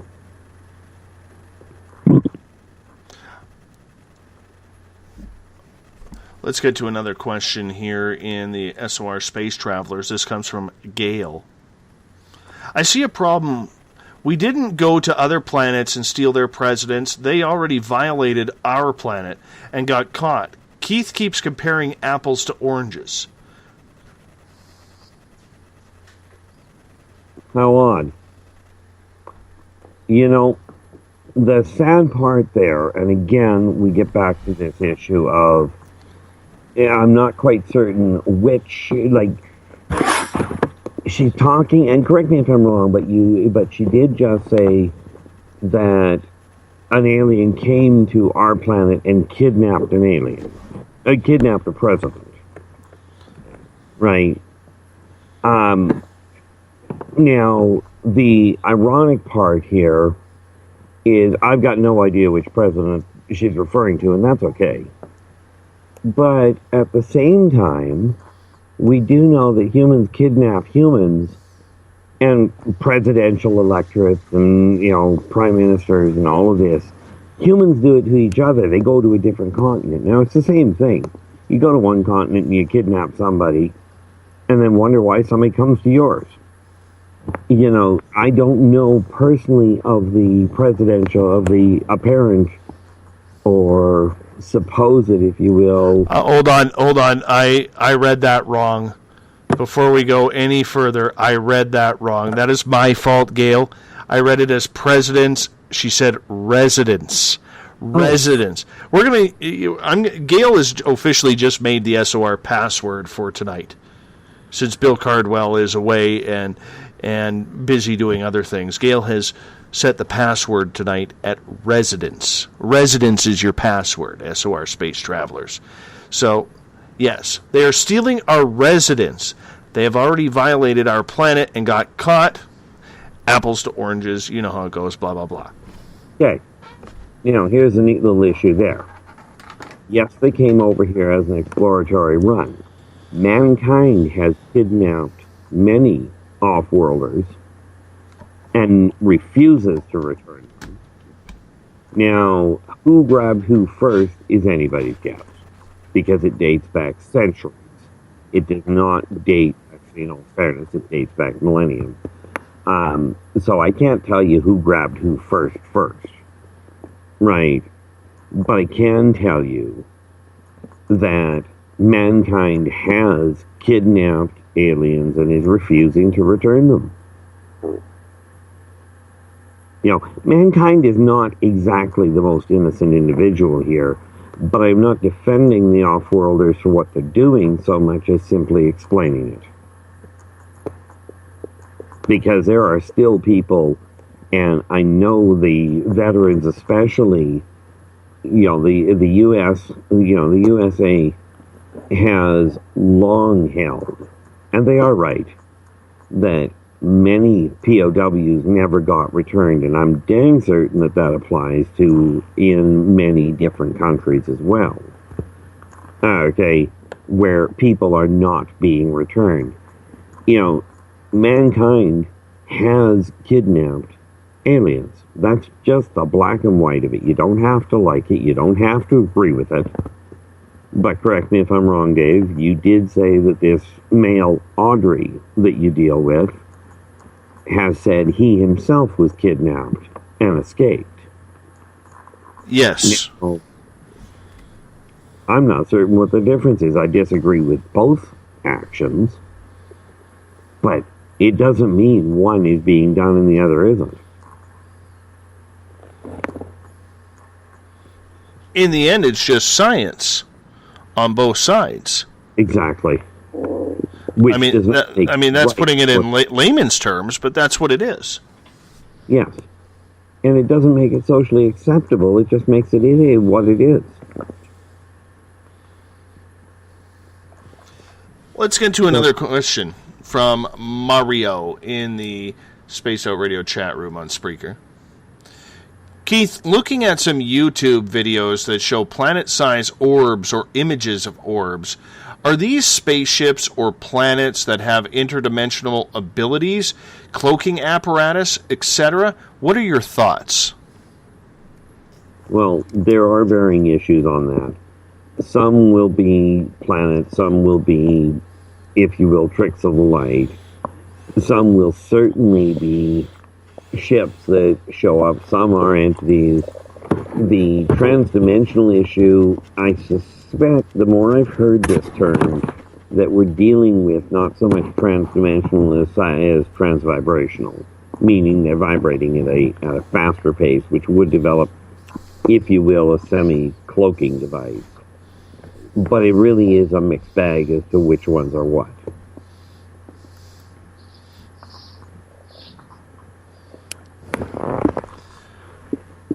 Understand? Yes. I'm just not used to your answers being so short. Usually you're rock solid, a good 10 minutes a question here.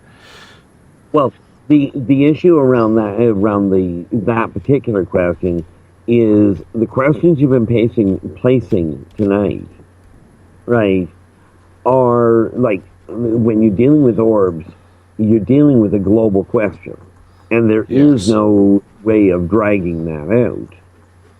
You know, or going into it in any real major detail. See, we keep coming back to this issue of mankind is in the wrong here because mankind is being abducted. But people don't want to look at what mankind is doing or at what mankind is co-creating. You know, and I mean, you've gotten a lot of flack for it, and so have I, quite frankly, for pointing out the fact that yes, mankind is being abducted. Right, there's no question there. But they're doing the same thing, and karmic law dictates very clearly, and this applies to all races, do unto others as you desire them to do unto you. Now, don't forget, this does not mean that the individual listener is creating the problem, but the people that are being elected to run the countries and to run the military situation are. And that, like I said, that applies to all races. And yes, I have had many conversations with these people. And when I talk about people, I'm referring to any sentient race. You know, the issue around around this coalition or this group trying to defend human sentience is very much along the lines of Greenpeace. And it is, it is making headway.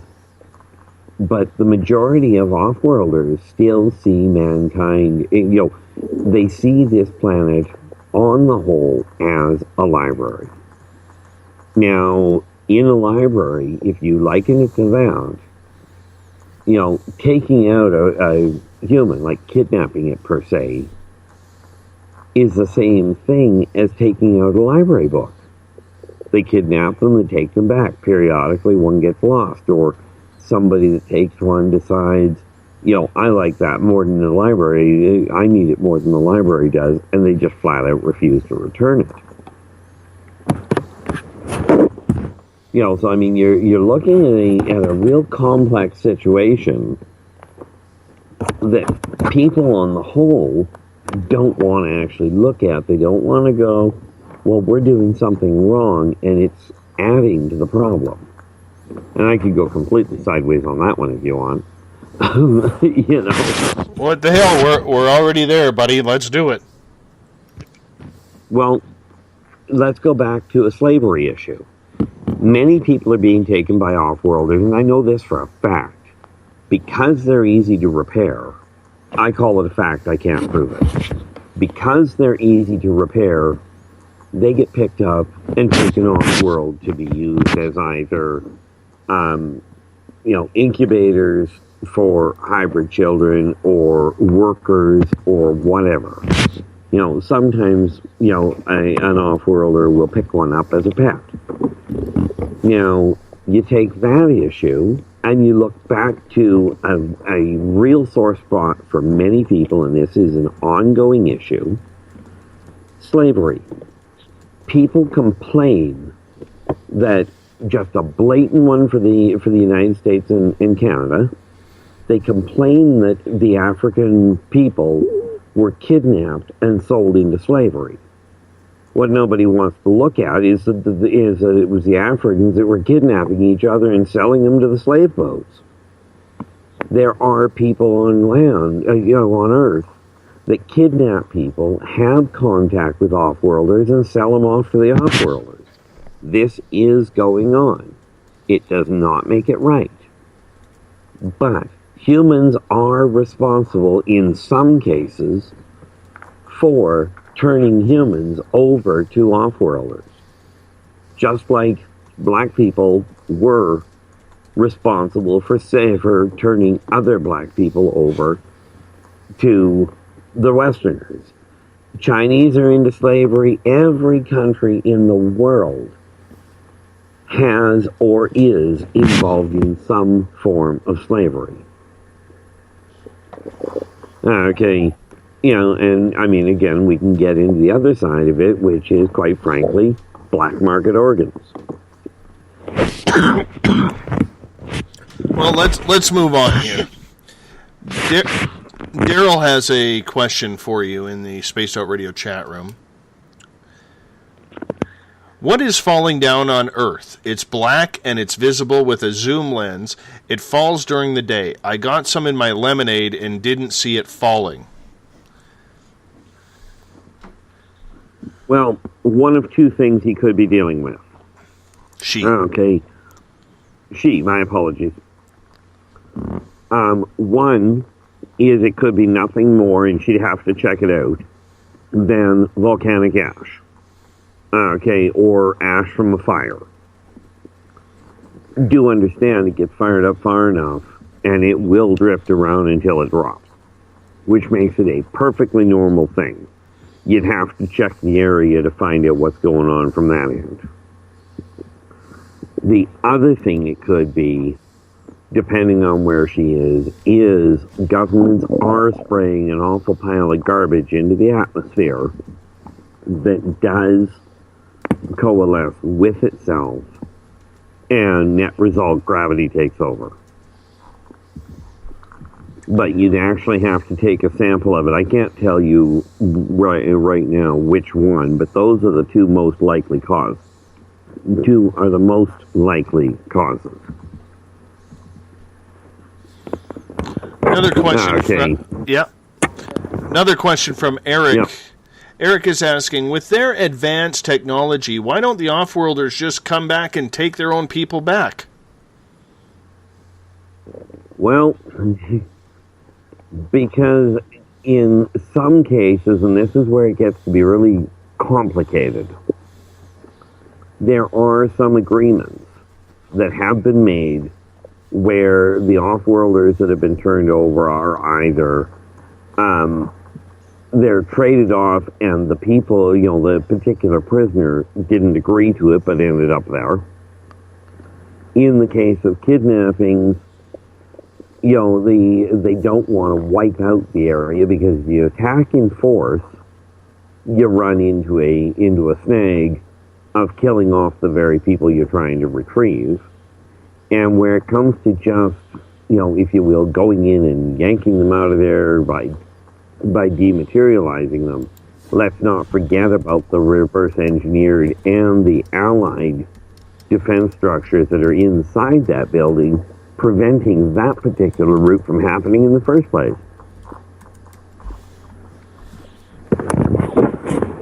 It's not just a simple go in and over and override. Okay, because much as they've got better toys, in some cases, there's still atmospheric conditions to worry about, depending on which race we're talking about. Because much as mankind is quite comfortable with the atmosphere we've got, frankly, not all races are. So it really isn't just a simple case of go in and retrieve them.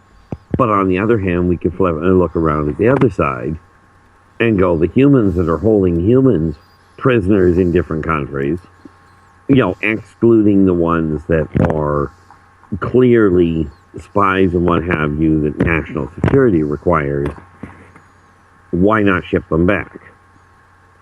Going into these places and just removing them by force defeats the purpose of trying to find a diplomatic approach. Okay, the other part of the equation is some of the races, well, in simplest terms, don't care. The person got caught, so be it.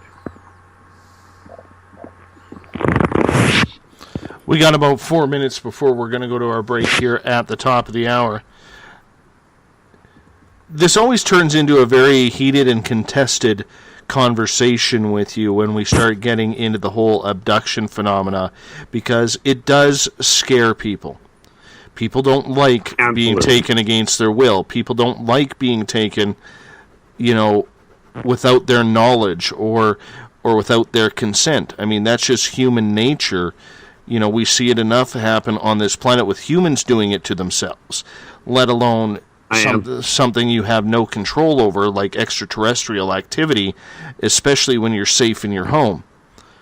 Have you ever asked an extraterrestrial if they feel bad or they feel any emotion whatsoever in doing so, in taking people from their homes? And the answer to that is yes. And I've gotten a couple of mixed answers. One of the biggest issues, and this is the most callous, is, so what? Okay. Kind of along the same lines, like I said, you ask people, ask scientists, well, do you feel bad about grabbing an elephant and relocating it to a zoo? And, some scientists will go, well, who cares? We wanted it, we took it. But there are those that go, and this actually applies to a lot of the Greys, where they go, yeah, we absolutely feel bad about it, but we are told that's what we must do. It is we're given orders, this is what you're doing, but because they feel bad about it is why quite often they will try and blank out the memory. It's not to stop the person from having the memory. It's to stop the person from being ridiculed by their own people. So what they're doing, as erroneous, as mistaken as it probably is what they're trying to do is block the memory out so the person can continue on with a normal life with as little interruption as possible. Because even, and this is, I fight this daily with the people that I'm working with as far as I come in contact with Experiences Speak. Even in the UFO community, quite often you come up to somebody and you go, I think I've had an experience, and they get looked on like they're a freak. Or, what are you goofing off? What are you talking about? Now, this is not the backbone people of Experiences Speak, and I'm not talking about that at all.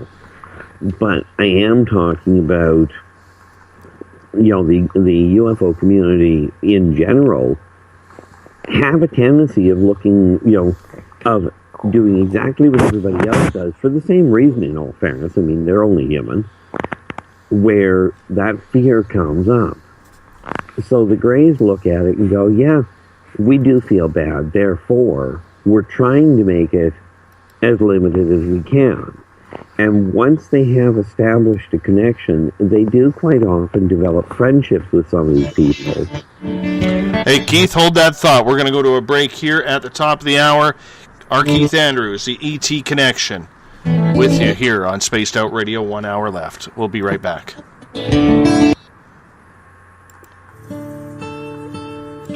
Greetings and salutations, space travelers, from the Chronicles of the Unknown team. What is Chronicles of the Unknown? I keep hearing about this thing.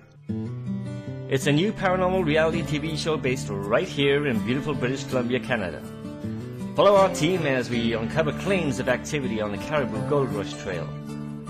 You can also follow us here every third Monday, where 2 members of our team will be available to answer your questions.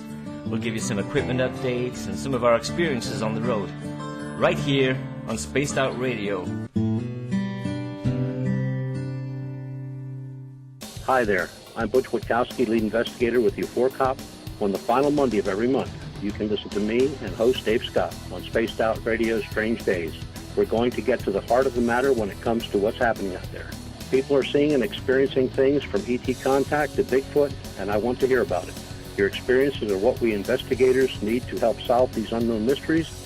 So tune in at spacedoutradio.com to the final Monday of every month from Butch Witkowski's Strange Days. Visit purpleplates.com today. For over 40 years, the Purple Energy Plates have been delivering amazing results for their many customers. Inspired by the great genius Nikola Tesla, the harmony, healing, and energetic effects of the plates have proven over and over to be beneficial and often miraculous to thousands of customers. With their money-back guarantee and the many benefits, how can you afford not to get one? Check their site for daily specials and choose from their many energy products. You won't be sorry. Visit them today at purpleplates.com for mind, body, and spirit, and expect a miracle. This is your medium, Joanna, from Spaced Out Weekend, 2 mediums and a large. I would love it if you would come and join us with host James Tyson every other Sunday on Spaced Out Weekend. Together, we will take your calls and your questions live. Our goal is to provide you with a positive outlook on deep questions that you may have. Questions regarding love, relationships, money, or whatever else is on your mind. Come and check us out at spacedoutradio.com. Have you checked out the SOR Spacewire at spacedoutradio.com yet? Every day we post the latest stories regarding the weird, strange, and completely unbelievable. From cryptid and UFO sightings to the conspiracy world, we tackle it all. Hi there, I'm Eric Markham, Space Out Radio's news director for the SOR Spacewire. And if you have a story, I want to hear it. Email me at news@spacedoutradio.com. Patrolling the Pacific Northwest, we are always on the lookout for the strange and unassuming stories that real people are experiencing. Hi, I'm Vincent Zunza from Pacific North Weird. Me and Alexandra Sullivan have teamed to bring to you those odd stories that never seem to make it into the mainstream. Stories so weird that will leave you scratching your head wondering, is this real? It's as real as it gets with Pacific North Weird. You can watch our videos right here at spacedoutradio.com. Become more intimate and interactive with Spaced Out Radio. Join our Space Travelers Club with your new membership. For For $5 a month, we'll provide you with special access to the website, monthly prize draws from books to psychic readings, along with monthly newsletter, private interviews, and more. Sign up today to be part of Spaced Out Radio's experience. Every month on Spaced Out Radio, we look into the deep and dark reports of cryptids roaming around the world with me, Rob Morphy, from Cryptopia.us. I would love it if you would join me and host Dave Scott as we delve into the most arcane stories and reports regarding creatures of the unknown.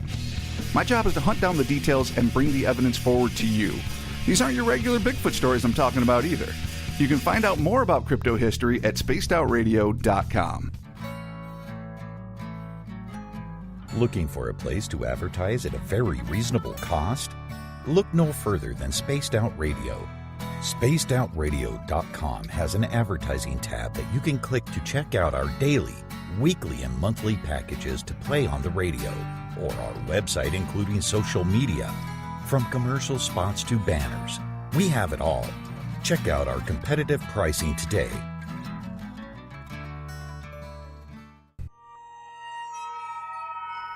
You hear footsteps in the empty room above you. A rocking chair begins rocking by itself. Don't be afraid of the things that go bump in the night.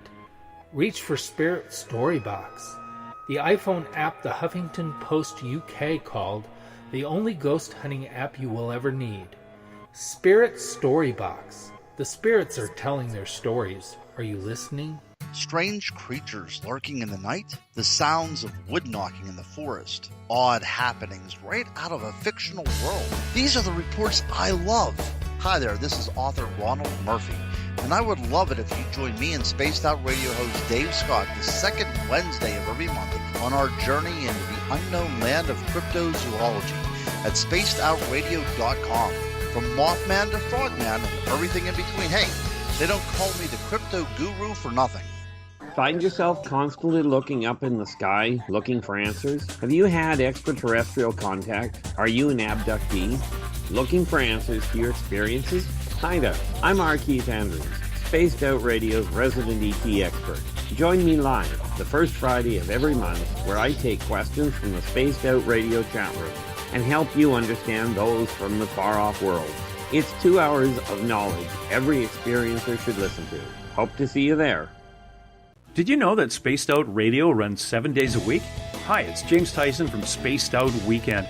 Every Saturday and Sunday night, starting at 9 p.m. Pacific, midnight Eastern, you can join me and my guests for some great chatter about what's going on out in the universe, or even in that dark part of the basement you really don't want to go back into. Well, let's find the answers to your experiences together. So come on up to Uncle Jimbo's cabin on the weekend. For more information, look us up at spacedoutradio.com.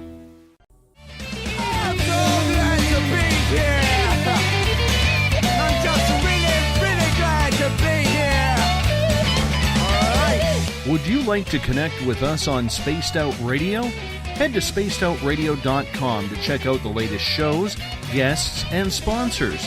And don't forget to sign up for the Space Travelers Club. You'll find all you need at spacedoutradio.com.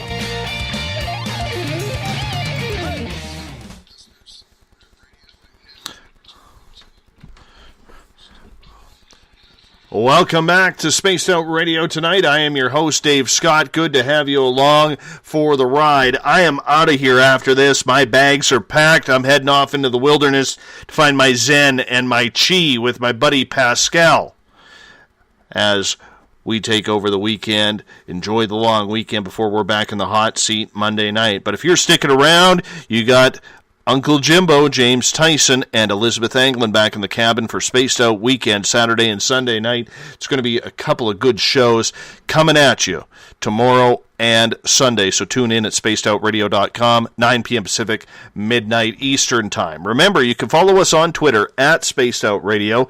Give our Facebook page a like, Spaced Out Radio Show. On Instagram, I can be followed at Dave Scott, SOR. Subscribe to our YouTube channel, Spaced Out Radio Show, and our website is spacedoutradio.com. Right there, you can join the SOR Space Travelers Club. It only costs $5 a month. With that, you get access to private group interviews, your name put into monthly prize draws, and so much more. On our website, you can check out our music man, the guitar god himself, Ron Bumblefoot THAL, formerly of Guns N' Roses, who takes care of all of our musical needs for this show. You can read the SOR Spacewire from our news director, Eric Markham, and so much more. Tonight we are talking with R. Keith Andrews. The ET Experience happens the first Friday of every month. Keith, welcome back for the final hour. Well, thank you for having me once again, and welcome back to all the listeners that are still out there. Right before the break, we were talking about the experiences that people are scared, and I don't want to bring... This isn't about fear-mongering or anything like that, but this is reality. A lot of people are having these experiences, and the people who are not are fearful of them because we hear the nightmares, so on and so forth. Did you get a chance to talk to Dawn, the Pleiadian, about abductions and why they are happening?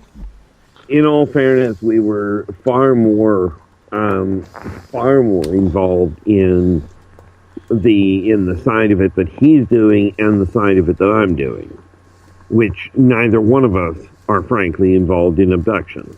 Interrupting them, certainly, but involved in orchestrating them, no. Pleiadians have a tendency of picking people up when people have been hurt. Okay, they don't tend to pick them up to experiment, to take a look at them, or any of that, because the genetic research that they do based on people that have been hurt that they've stepped in to help. And then, I mean, let's face it, well, you've got somebody in there taking a blood sample to see what's making them tick, just goes hand in hand. Okay. When you take a look at Don and what he's up to, he's here to help people. He's here to interact directly with people and help get them on track. Help them, and when I talk about getting on track, I don't mean on a global base, I mean on a personal base. He's here to help people understand what they're personally going through, what they're sensing, what they're experiencing. He's not here to collect them, and none of the Pleiadians are. The Pleiadians themselves are here as healers. That's what they do. And that's the kind of people that they really are. Okay. So we discussed a lot of that side of it and a lot of what he was up to. And no, I'm not going into specifics as to who he is here to help, because there are specific people. One of the big issues of him coming back this year was to set things in motion with what I'm working on and where he fits into that picture. And as he put it, I was the first person that ever walked past his wall and went, this is who he is. Right. Up until this point, it's been a pretty concealed little issue, and it, to say the least, took him for a bit of a loop. But the thing with, where it comes to the abduction, that's not Don's forte, it's not his purpose, it's not the circle he runs in. So, no, we certainly didn't discuss that side of it, aside from the trauma that happens when somebody is taken, or when somebody goes through a trauma that he can help them comprehend, if you will. A couple more questions that I have about Don. Fire away. Why did he come back to the conference? Why did he feel it was so important to reunite with everybody there? Well, there were a couple of reasons, and the only one I'm going to go into, quite frankly, it's not the only one there is, but it is one that he very clearly came back for and said so himself, was he came back quite literally to talk to me.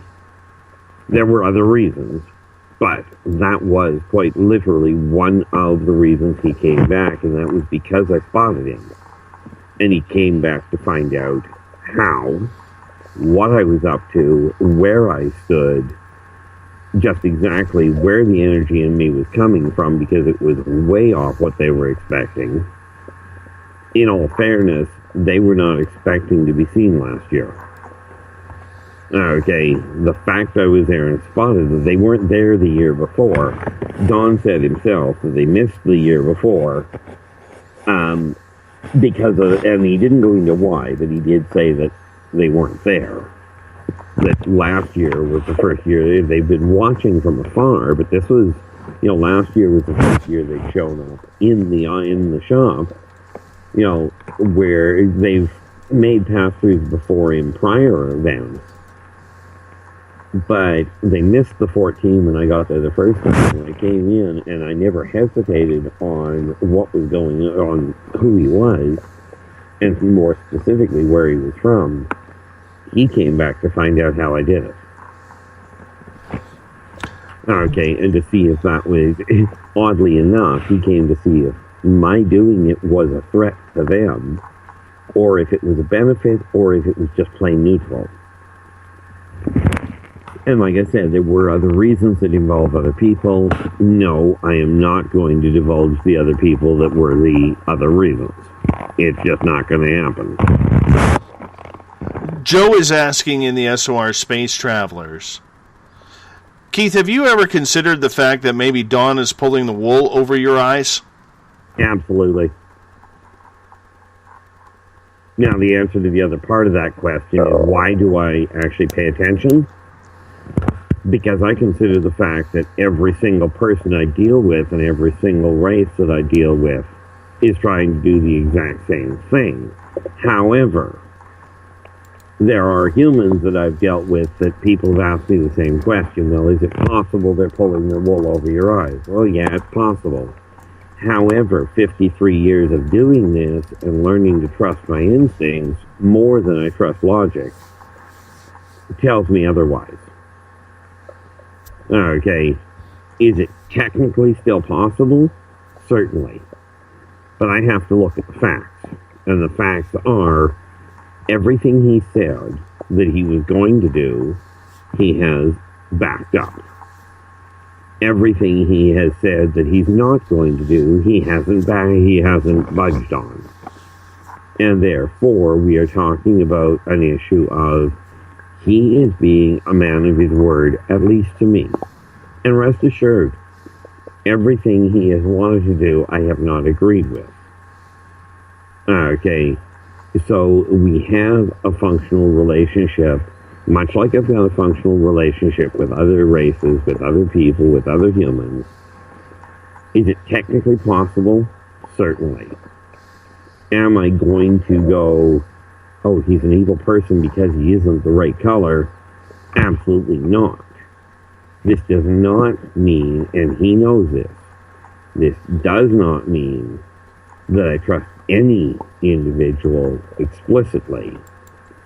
But I have no reason not to trust him at this point, because he has followed through with his word. He has reached out to help people when he can.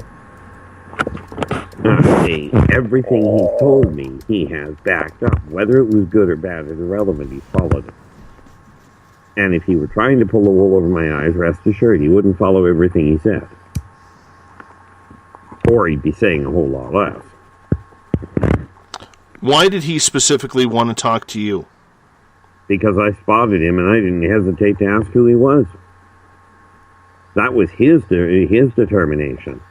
Because of the fact that last year, the first time that he saw me, because he, like I said, they missed 214 when I was there as a speaker. So in 215, the first time I saw him, I come right over and identified where he came from. After, and bear in mind, at the time, his ability to speak English, which is the only language I've actually got down to a fine art, and I'm not great at it, he had to go and finish getting that back up to speed so that he could talk to me and get some functional answers, because you can't communicate if you can't speak the same language. So he came back specifically, and this is his word, his words, paraphrased. He wanted to find out how I managed to spot him where nobody else has been able to. He's been walking around on this planet for years. On and off. I mean, granted, he gets in and out of places easy. But I'm the first one that's ever come right out of left field and gone, this is who you are and this is what you're up to. Do you mind if we sit and talk?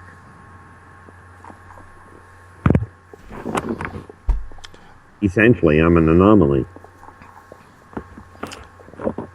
Were there any other species at the conference this year? I did. There was another of the hybrids there, and I'm pretty certain that I saw another Nord, though I didn't have the time to really look into it because there were other extenuating problems that were taking place. So it's not like there was a staggering number of them by any means.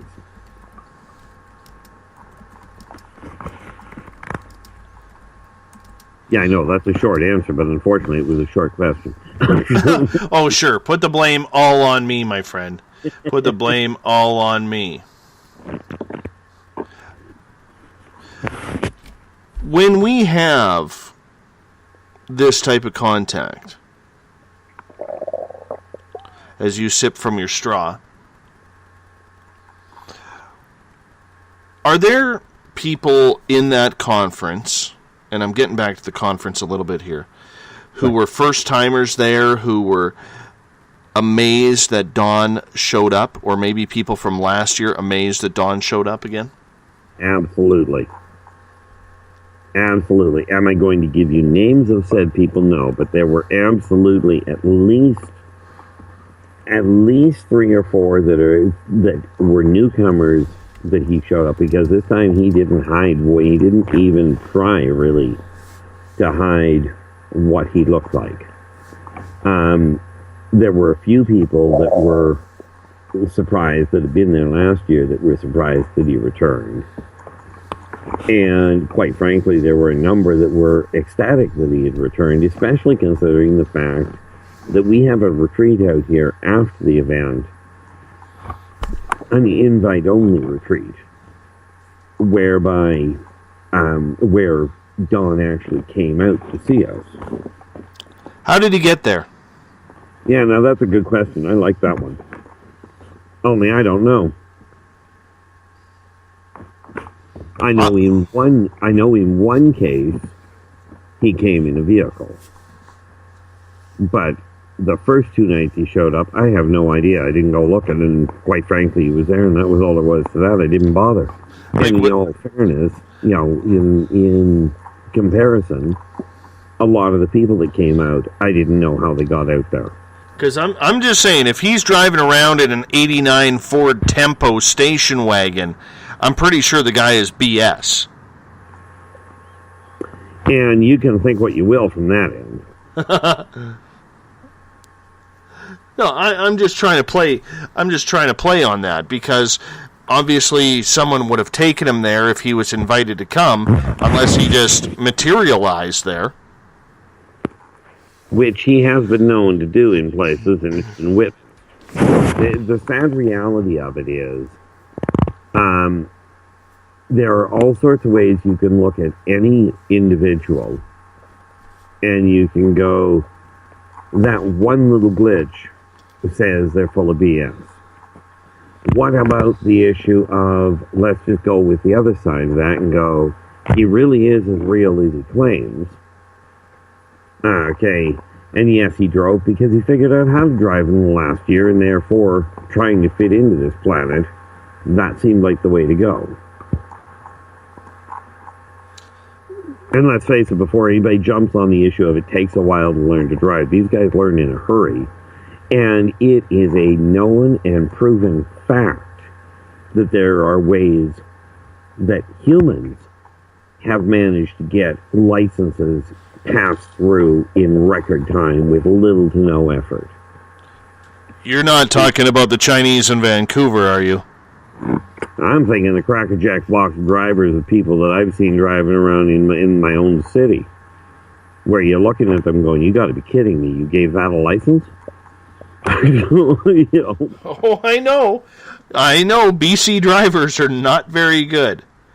Alberta drivers are worse, but that's just my opinion. Gail has a question, actually a couple of questions in the SOR Space Travelers room. Her first one, did any of Dawn's companions speak with you? Yes. Although minimal, one of the one companion did speak with me to a little bit, but the understanding I have of the way that their whole interaction works is he is a subordinate, if you will, or a trainee, and therefore was not open to talk a lot. Okay, so, I didn't get a whole lot of information from him, aside from the fact that Dawn was the one that was in charge of what they were up to. And Dawn made it very clear, even when I mentioned that his compatriot was looking like he wanted to leave, Dawn was very blatant that that wasn't happening.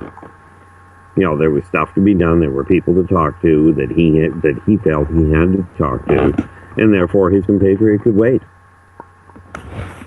To which the compatriot did not argue the point. It was just a simple case of, okay, that's the way it's going to be, much like in the Canadian and U.S. military. If the lieutenant says, we're waiting here until I deal with a few things, privates don't argue a whole lot. They may grumble or whatever, but they don't argue. They stay put.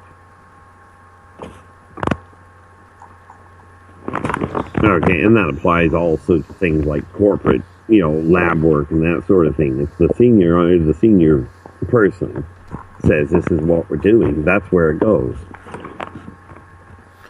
Next question from Gail is, Keith, how could Dawn be surprised that people recognized him when he is blue? Because Dawn's a shifter. And what that means, and that's by his definition, and what that means is he's got control over, and people like him have control over their pigmentation and can therefore modify it so that it looks normal. I wasn't supposed to see it. Okay, I was supposed to look at it and go like everybody else. That's colloidal silver, which too much colloidal silver, from what I gather, does turn the skin blue. The funny part about it is, his wasn't blue, and I wasn't supposed to apparently see it. But I looked right past it and over and shot by the coloring, while other people, most of them, and even in a lot of the photographs of the original night, some photographs have him looking white, some have him looking blue. You can't do that in one day. Like if we were looking at makeup would only show up one color. And we have photographs that I've seen. I don't have all the photographs, by the way, other people do. But I have seen photographs where one picture will show him clearly on the silvery blue side, and the next picture will show him from the same camera being Caucasian. Okay. So it's not surprising from my standpoint that not everybody saw him. Or that he was surprised when I looked past all the blue and just looked at what he was. Have you made any type of communication with him when you talked to Dawn about meeting up with him further rather than just at that conference? The answer to that is yes. We set that up in motion this weekend, while I've been out here at the retreat, where we are planning on being in contact with him, where he and I are planning on being in contact together to work on a few projects that have to be dealt with, that he wants to work behind the scenes with me on, making certain that the two of us get things done in the right order, in the most effective fashion. Would he come on this show with you? I cannot speak for him. Or more to the point, I will not. Would you ask him? That I will. it will be a while before I talk to him again. I got a number of things, and he's got a number of things we got to do. But I do have his contact, so will I talk to him? Certainly. So is he earthbound right now, or is he traveling here from another planet? From what I gather, and I will use this very succinctly, from what I understand, he seems to have an anchor point, but he certainly is not staying here. In other words, kind of like, if you will, some people have a home in the Swiss Alps, right? Or they've got a vacation home in Arizona, right? Where they may, or they've got timeshares, this sort of thing. They're homes that they've got access to, but they're not necessarily there. So how do you get a hold of him? Because I have a hard time believing that you just send him an email on Yahoo or Google and try and get a hold of him that way. Well, that's where things get a little complicated. Because you're absolutely right. I'm certainly not going to use Google or Yahoo or something to contact him. The funny thing with people that are actually telepathically inclined, it's not that hard to make contact. But time can be a bit of a pain in the neck. 99% of the time, I wait for him to contact me because, frankly, I got so much to do regarding this planet and the people that are screwing things up here. Don is, in all fairness, not exactly high on my list of priorities. He's another person, he's another race, certainly. But he's not my main concern, so I really don't put a lot of... It's not I don't put a lot of value into him. Okay, I put as much value into him as I do other people. But frankly, this planet and the people that are on it, and the humans that are, here, quite frankly, creating many of the problems, that's where my focus is. So when I get a chance to talk to Don, I take every opportunity to, glean what information I can, or, glean what insights I can from him, or share with him where he's missing a piece that I hand to him, which was much of what this weekend ended up with being, was me bringing him up to speed. Okay, yes, he's not from around here. However, that being said, he also doesn't have all the answers. Did he ever tell you his age? Not the way you're thinking. He alluded to it, like he said he's a grandfather, which he looks like a grandfather. But some of the things he's talked about seeing don't fit inside the last 40, the last 60 years here. So do I have a definitive age for him? No, I really don't.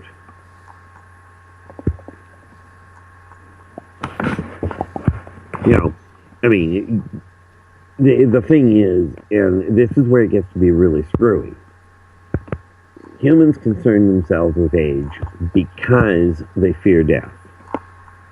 Pleiadians don't concern themselves with age because they don't fear death. Okay, and quite frankly, in this case, I can relate to that issue far more than most because, well, been there, done that. It's kind of, boring after a while. So, do I have a definitive age for him? No. And for the people that figure, oh, you're just being ambiguous because, it was said this weekend, actually, I think it was Richard Dolan made the comment, it was brilliant, in my eyes, when he said that people seem to think that lack of proof equals proof of lack. In other words, the fact that I don't have, or that anybody doesn't have, absolute proof of what they're seeing or what they're saying proves that what they're seeing or saying is actually wrong. And that is not the case.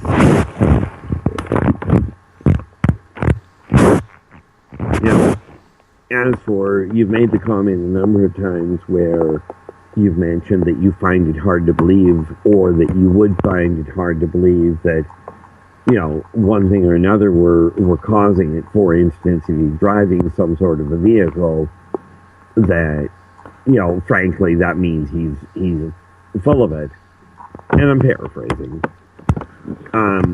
That simple statement simply backs up what was said at the conference, that people make the assumption that lack of proof or one thing that doesn't quite fit means that the rest of it's all wrong. I confronted, in all fairness, Don on a couple of things, about things that he had mentioned, about it, not telling him they were wrong, but telling him they didn't add up, and subsequently getting confirmation on it, on what I was surmising. And, the reality of it is, the man is not perfect. Okay. The man has some incredible insights into what is necessary in this world, but he is not, if you will, the be-all and end-all. He is another individual with a better mind, if you will, than many people. Certainly far more open-minded than most of the humans I've run into. And that does not mean that humans on the whole are not a loving group of people. It was very specifically meant for the ones that I've run into. So, and for the people I've run into that feel they are loving people and what have you, well, then obviously that statement doesn't apply to you, so don't worry about it. Does that make sense? I think it makes total sense. Because, I can hear you getting, and don't take this the wrong way, I can hear you getting defensive. And it's not that I'm saying I don't believe you or I don't believe in Don, because the one thing I can honestly tell you and our audience, you've never BS'd me before. So I don't expect you, after a year and a half of doing this show, to all of a sudden come up with some cockamamie diatribe that is just trying to pull off popularity or something along those lines. I don't want you to think that at all. Well, I do appreciate that. But it's also my job to bring reality to the subject, and the subject is I'm a very naive human, much like a lot of our listeners are when it comes to these topics. And when you try and put things on a human mathematical scale where 2 + 2 is supposed to equal 4, and in reality, when it comes to extraterrestrials visiting a conference, and going to meet up with you guys, 2 and 2 is adding up to 6 or 8, my friend. Well, and you actually put it in an interesting term that makes more sense than you might think. The way it was explained to me, and, my apologies for getting, as you put it, sounding somewhat defensive, but the way it was put to me is this. Where it comes to the metaphysical field that I'm trying to explain to people, and I use metaphysical to explain the paranormal, to lump the paranormal, the ufological, and the psychic world, not to mention the natural world, humans on the whole are in kindergarten. Okay? When you look at UFO abductees or contactees, it was surmised through testing and what have you, that you check the person's age based on how long ago their first event was that they clearly recollect. Meaning, most of the abductees that I've run into, or contactees, are somewhere between 6 and 8 years old at best, where most kids and most humans are more like, newborns. In my case, because of the amount of the length of time I've been doing this, i.e. it started when I was born, okay, with that in mind, we start off with being 53, so an adult already in this field, and because of the frequency, according to Ray Hernandez, who runs the the free organization, which is researching this whole UFO interaction abduction situation. According to him, because of the amount of experiences that I've gone through, the variety of them, the frequency of them, I'm probably closer to 100 years old or more in that field. And rest assured, there are days I feel like that. So the other way it was put was that here I am trying to explain to people in kindergarten when I've already got a summa cum laude on my PhD. And I'm trying to explain how all of this fits.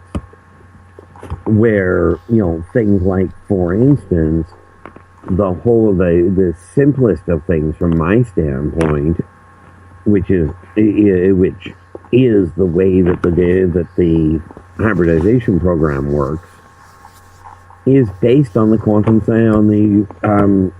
electric flux, the energy pattern between between cells. Okay, now I don't have a background in science, and yet I was explaining something about an old problem to an actual scientist. I was explaining about a problem with the ancient cities of Sodom and Gomorrah, and told that the explanation I was giving matched the chemical compounds and the soil samples and what have you that they did. My chemistry ran into grade 8, and that's where it ended. So I understand, what I'm looking at is just plain common, just plain normal.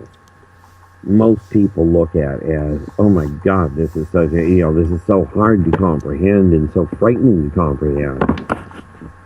It's no wonder people get a little lost.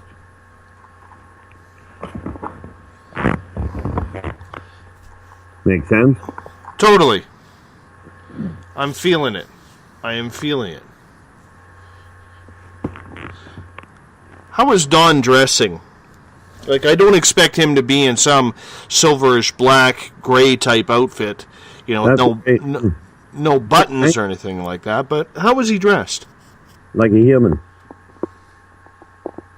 Quite seriously, like a human. Like he walked into a Walmart or whatever store it is you guys have down here, or that he had down, whatever store, but like a local human. If you're going to try, take the blue skin out of the picture, and you're not going to go, if you're trying to blend in, the last thing you want to do is go walking around dressed out of sorts. And that doesn't necessarily mean just out of sorts as in what color jumper. But if you're in an area that is just normal, everyday people, you don't go dressing in a three-piece suit and tie. So the answer is, take a look in your photo album, you probably see clothing similar. Assuming you're looking at clothing of today's world instead of, say, 1940.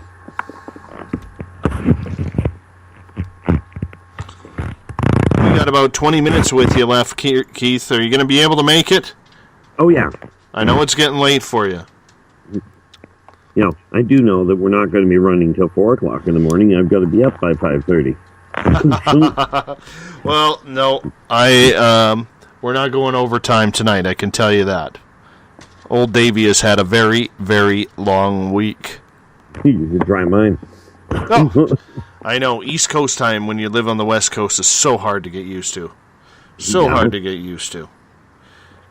Everybody's going to bed and you're like wide awake. Come on, let's go out, let's have a drink. And no. The funny thing is that we've got events going on over here. Like there's crashing in the woods and what have you, and with the noise level of it, because we've got other things going on over here that are just beyond the norm. And Audrey, from my end, she gets up in the morning, I don't remember if it was this morning or yesterday, but she's listening to all the crashing, and she goes, for the amount of crashing and broken branches I just heard, she says, there should be a body or, a footprint or something. I looked at her, I says, yeah, well, for the amount of branches I've heard break, frankly, there should be a clearing. you know, but, you know, we had another event where I was sitting down at the lake here, and we had an absolute downpour, except for the seat that myself and one other of the people out here, one of the other, you know, members, were sitting on seats, you know, side by side. And I kid you not, we did not have, and this guy was there. He was, you know, I had a witness, like an eyewitness, right beside me. We're sitting on the chairs. There is nothing over our head. We're not sitting under branches. The rain is coming straight down, and it's not hitting us. It created a ring around us, starting about 2 feet away from our feet. But it soaked the ground around us. Any sightings of ships or other anomalies as you've been there? Oh, yeah. We had a mess of a site here. That is, we're still, if you will, doing the individual investigation into it. Because one of our people here had a major problem that there were 8 or 9 of us involved in trying to straighten it out. Okay. And it was tied directly to the UFO phenomenon. Right, and, you know, that side of it that involved a bunch of us out here. Right, that created a mess, like psychologically speaking, what I'm going to call the victim. It created a massive mess for them. And triggered a few other people because we use this place like the retreat is supposed to be for experiencers. And even with the experience, it does not always go well. You still end up drawing new events.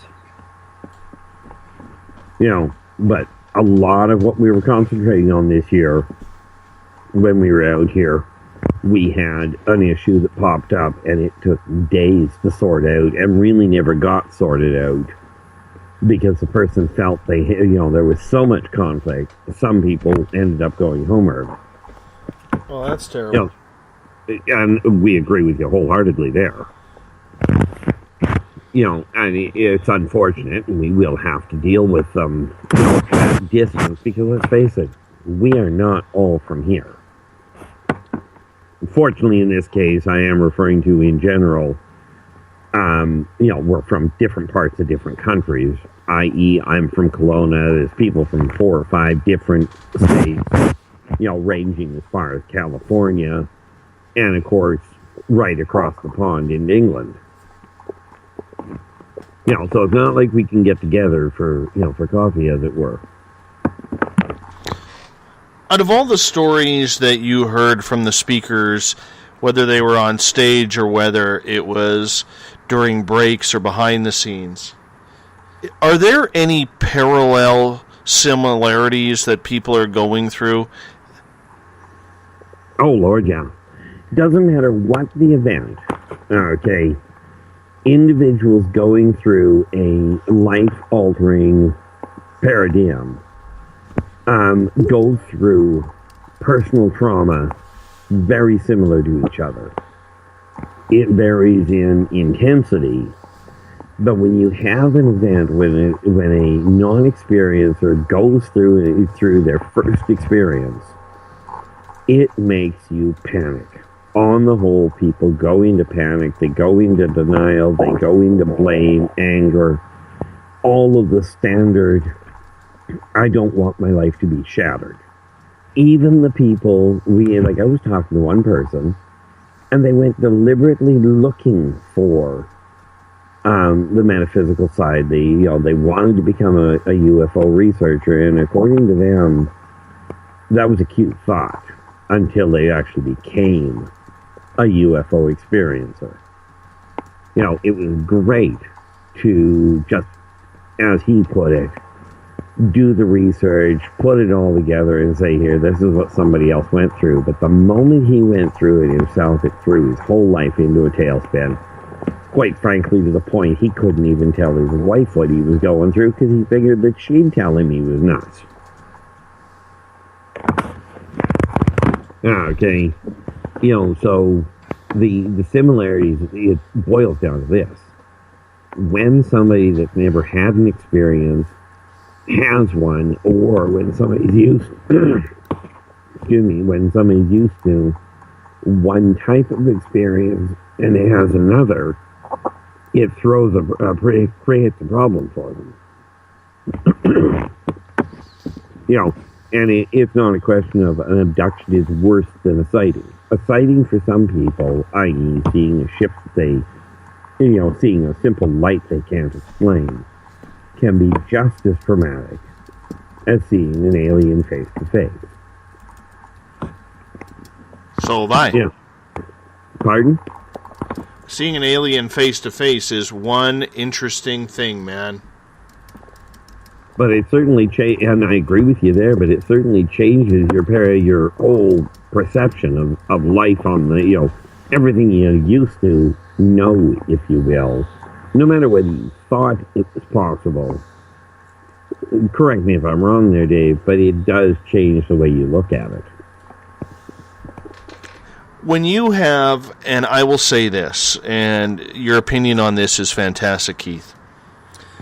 When you have an experience when you're awake, and I'm not saying psychically awake or spiritually awake, I'm talking with your own eyes wide awake, and you see something in front of you that is not supposed to exist, but there it is in plain living color, and it's looking back at you, no matter for how long. I don't care what anybody says, that is life-altering. Oh, yeah, I agree. It is absolutely life-altering to the point where it makes you question absolutely everything. I'm not here to defend alien contact or aliens or anything like that, because what I know is extremely minuscule. The only stories that I can tell are what has affected me and what has happened to me. And Shar made a comment in the Spaced Out Radio chat room on Spreaker, and I'm not picking on her, but I'm just using this comment as an example. When she says 100% of extraterrestrials are bad, are evil, and then I look back to my own experience where when Samantha Mowat and I, at 2 o'clock in the afternoon, in a forest, came across these extraterrestrial beings. And I'm sitting here staring 200 feet away at a 10 to 12 foot being staring back at me. And there is another being there that I did not see. But that one is telepathically communicating with Samantha, and the first question out of that extraterrestrial's mouth is concern for my health. Right. That's why I can't sit here and say, when I read the comments in the chat rooms, and, it's not picking on anybody when I say this. So please don't take that this way if you're in the chat rooms. It's just observation. So when I hear people sitting here saying they're all bad, they're all evil, they all have a hidden agenda, from my dealings with people and in life and this one interesting happenstance that happened in my life, there are times I see hurt people and I don't even ask them if they're okay because I can be an asshole. But I'm not sitting there saying, should we or shouldn't we believe that there isn't a hidden agenda? The fact is, I don't know. I do know that I found it strange that an extraterrestrial 200 feet away from me is concerned about my health because I'm kind of hyperventilating over seeing a 10 to 12 foot being. that I've never seen before, that up until that point in my life at 40 years old and 11 months, I did not know existed. And that makes total sense. I mean, that was actually, I took a world-renowned researcher, and one that made a very blatant comment, and it is somewhere on YouTube, where she made the comment that every single hybrid absolutely, unequivocally knows they are a hybrid. And I told her she was an amateur, and that I was sick, sore, and tired of such blatantly amateur reporting. Now, for some bizarre reason, she took offense to that. In my opinion, to make a comment that stupid, and I do call it stupid, quite intentionally stupid. You know better and you say it anyway. That's stupid. The reality is that there is no way that you can go with 100% of anything. It just doesn't add up. I agree.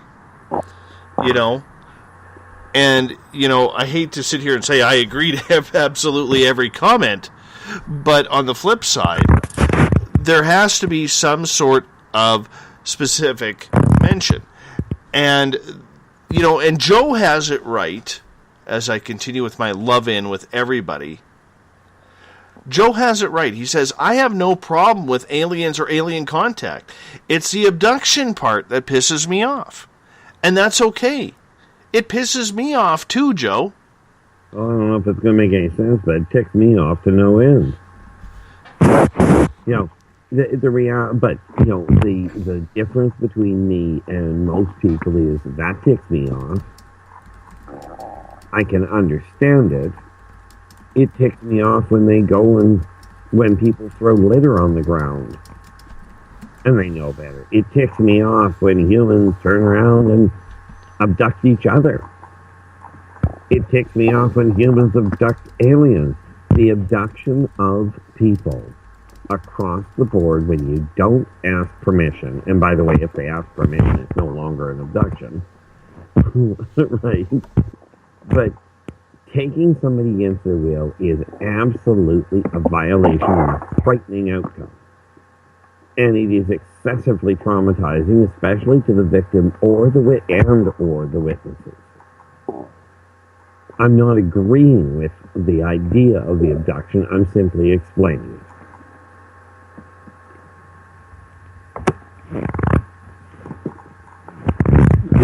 The thing that most people seem to forget is that I'm not defending the aliens' actions. They don't need me to. I am simply pointing out the logic behind them and the emotional imperative of why they are doing some of what they're doing. But I am not saying all of them by any stretch. I mean, heck, even if I recall correctly, there was even a very famous scientist that said every single alien is an evil entity trying to wipe out the planet. Right, and, they can't be trusted. Well, the same could be said for a lot of people. But frankly, you never take 100% of any race because it does not hold water. Was there any talk about Hillary and John Podesta's comments at the conference this year? Absolutely. And one of the biggest ones was, if Hillary were to actually go through with this idea of full disclosure and all of a sudden coming right out and saying, here it is, frankly, it would create a societal collapse and a complete socioeconomic devastation.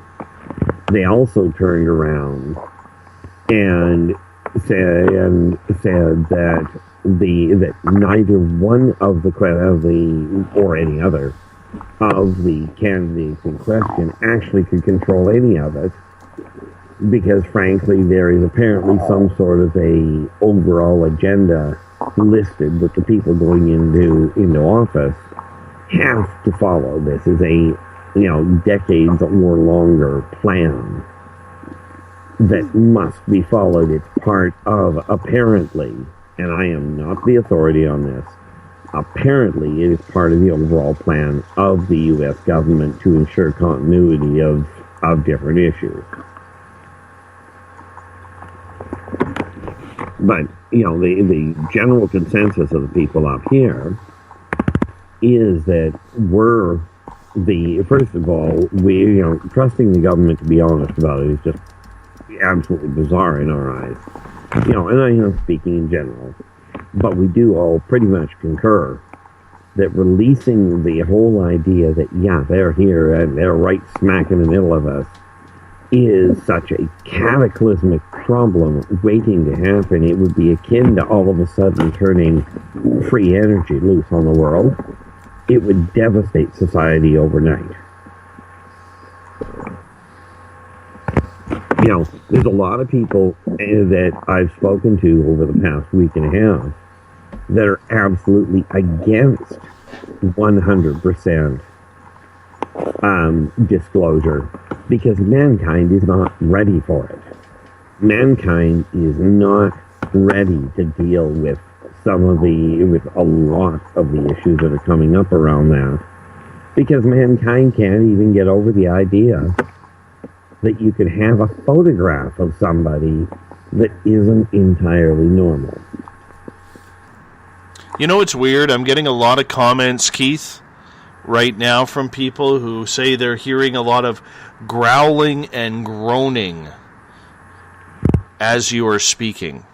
Not surprising. You should see what's happening in the woods around me. What is happening around the woods right now? We've got more activity around here.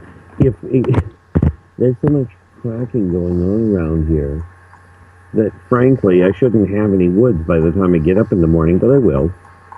We've got residents out here that nobody can see, but we've got lots of witnesses that have witnessed during daylight, witnessed the trees moving in a way that would indicate somebody's riding is jumping on them. I've got somebody on the deck here poking around. I mean, I don't know what it is, but... What does it look like?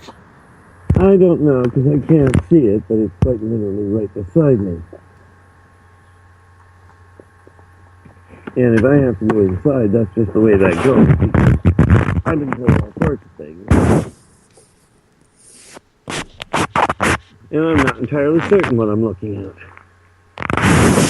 And like we are talking, this is live right now. Okay. I got something poking around down here that I cannot see, but I can sure the heck hear it. Raccoon?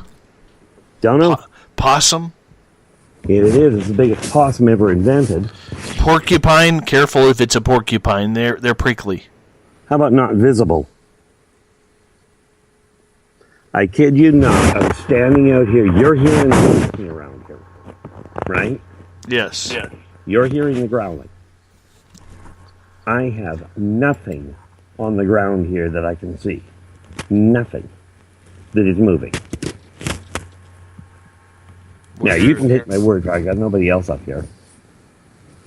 Weird, man. Well, let me put it this way. I'm standing out here in the middle of a black field. I can't see jack. I can hear footsteps that are heavy enough to break branches. I've been through this a lot, and I'm looking at it going, I may have to go inside. Well, on that note, why don't we get you safe?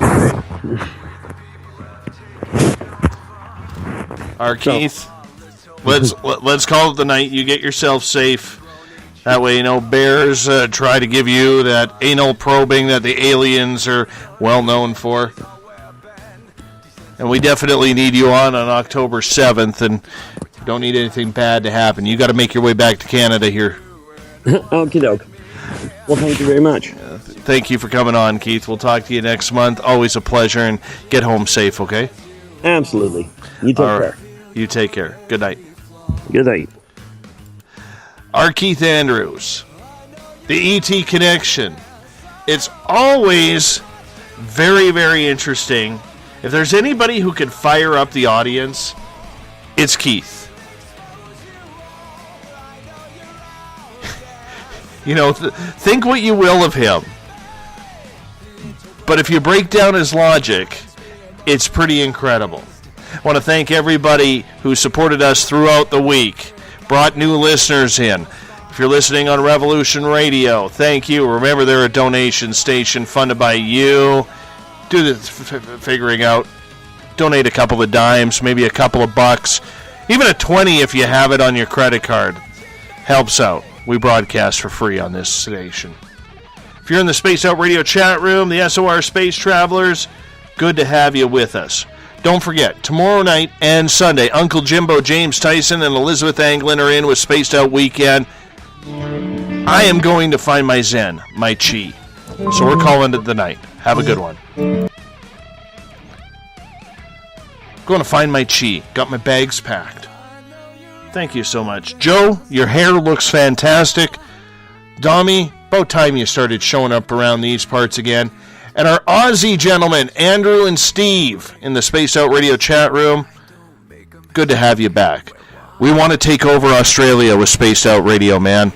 You guys got to help us out. Start spreading the love, spreading the word over there. We got to make that big island rock and roll. Literally, with Bumblefoot. And with our chatter on a nightly basis. All of you have a fantastic Labor Day long weekend. I am tired, man. I am going to sleep. So, I'm calling it the night. Rock out to Bumblefoot to the end here. See you later.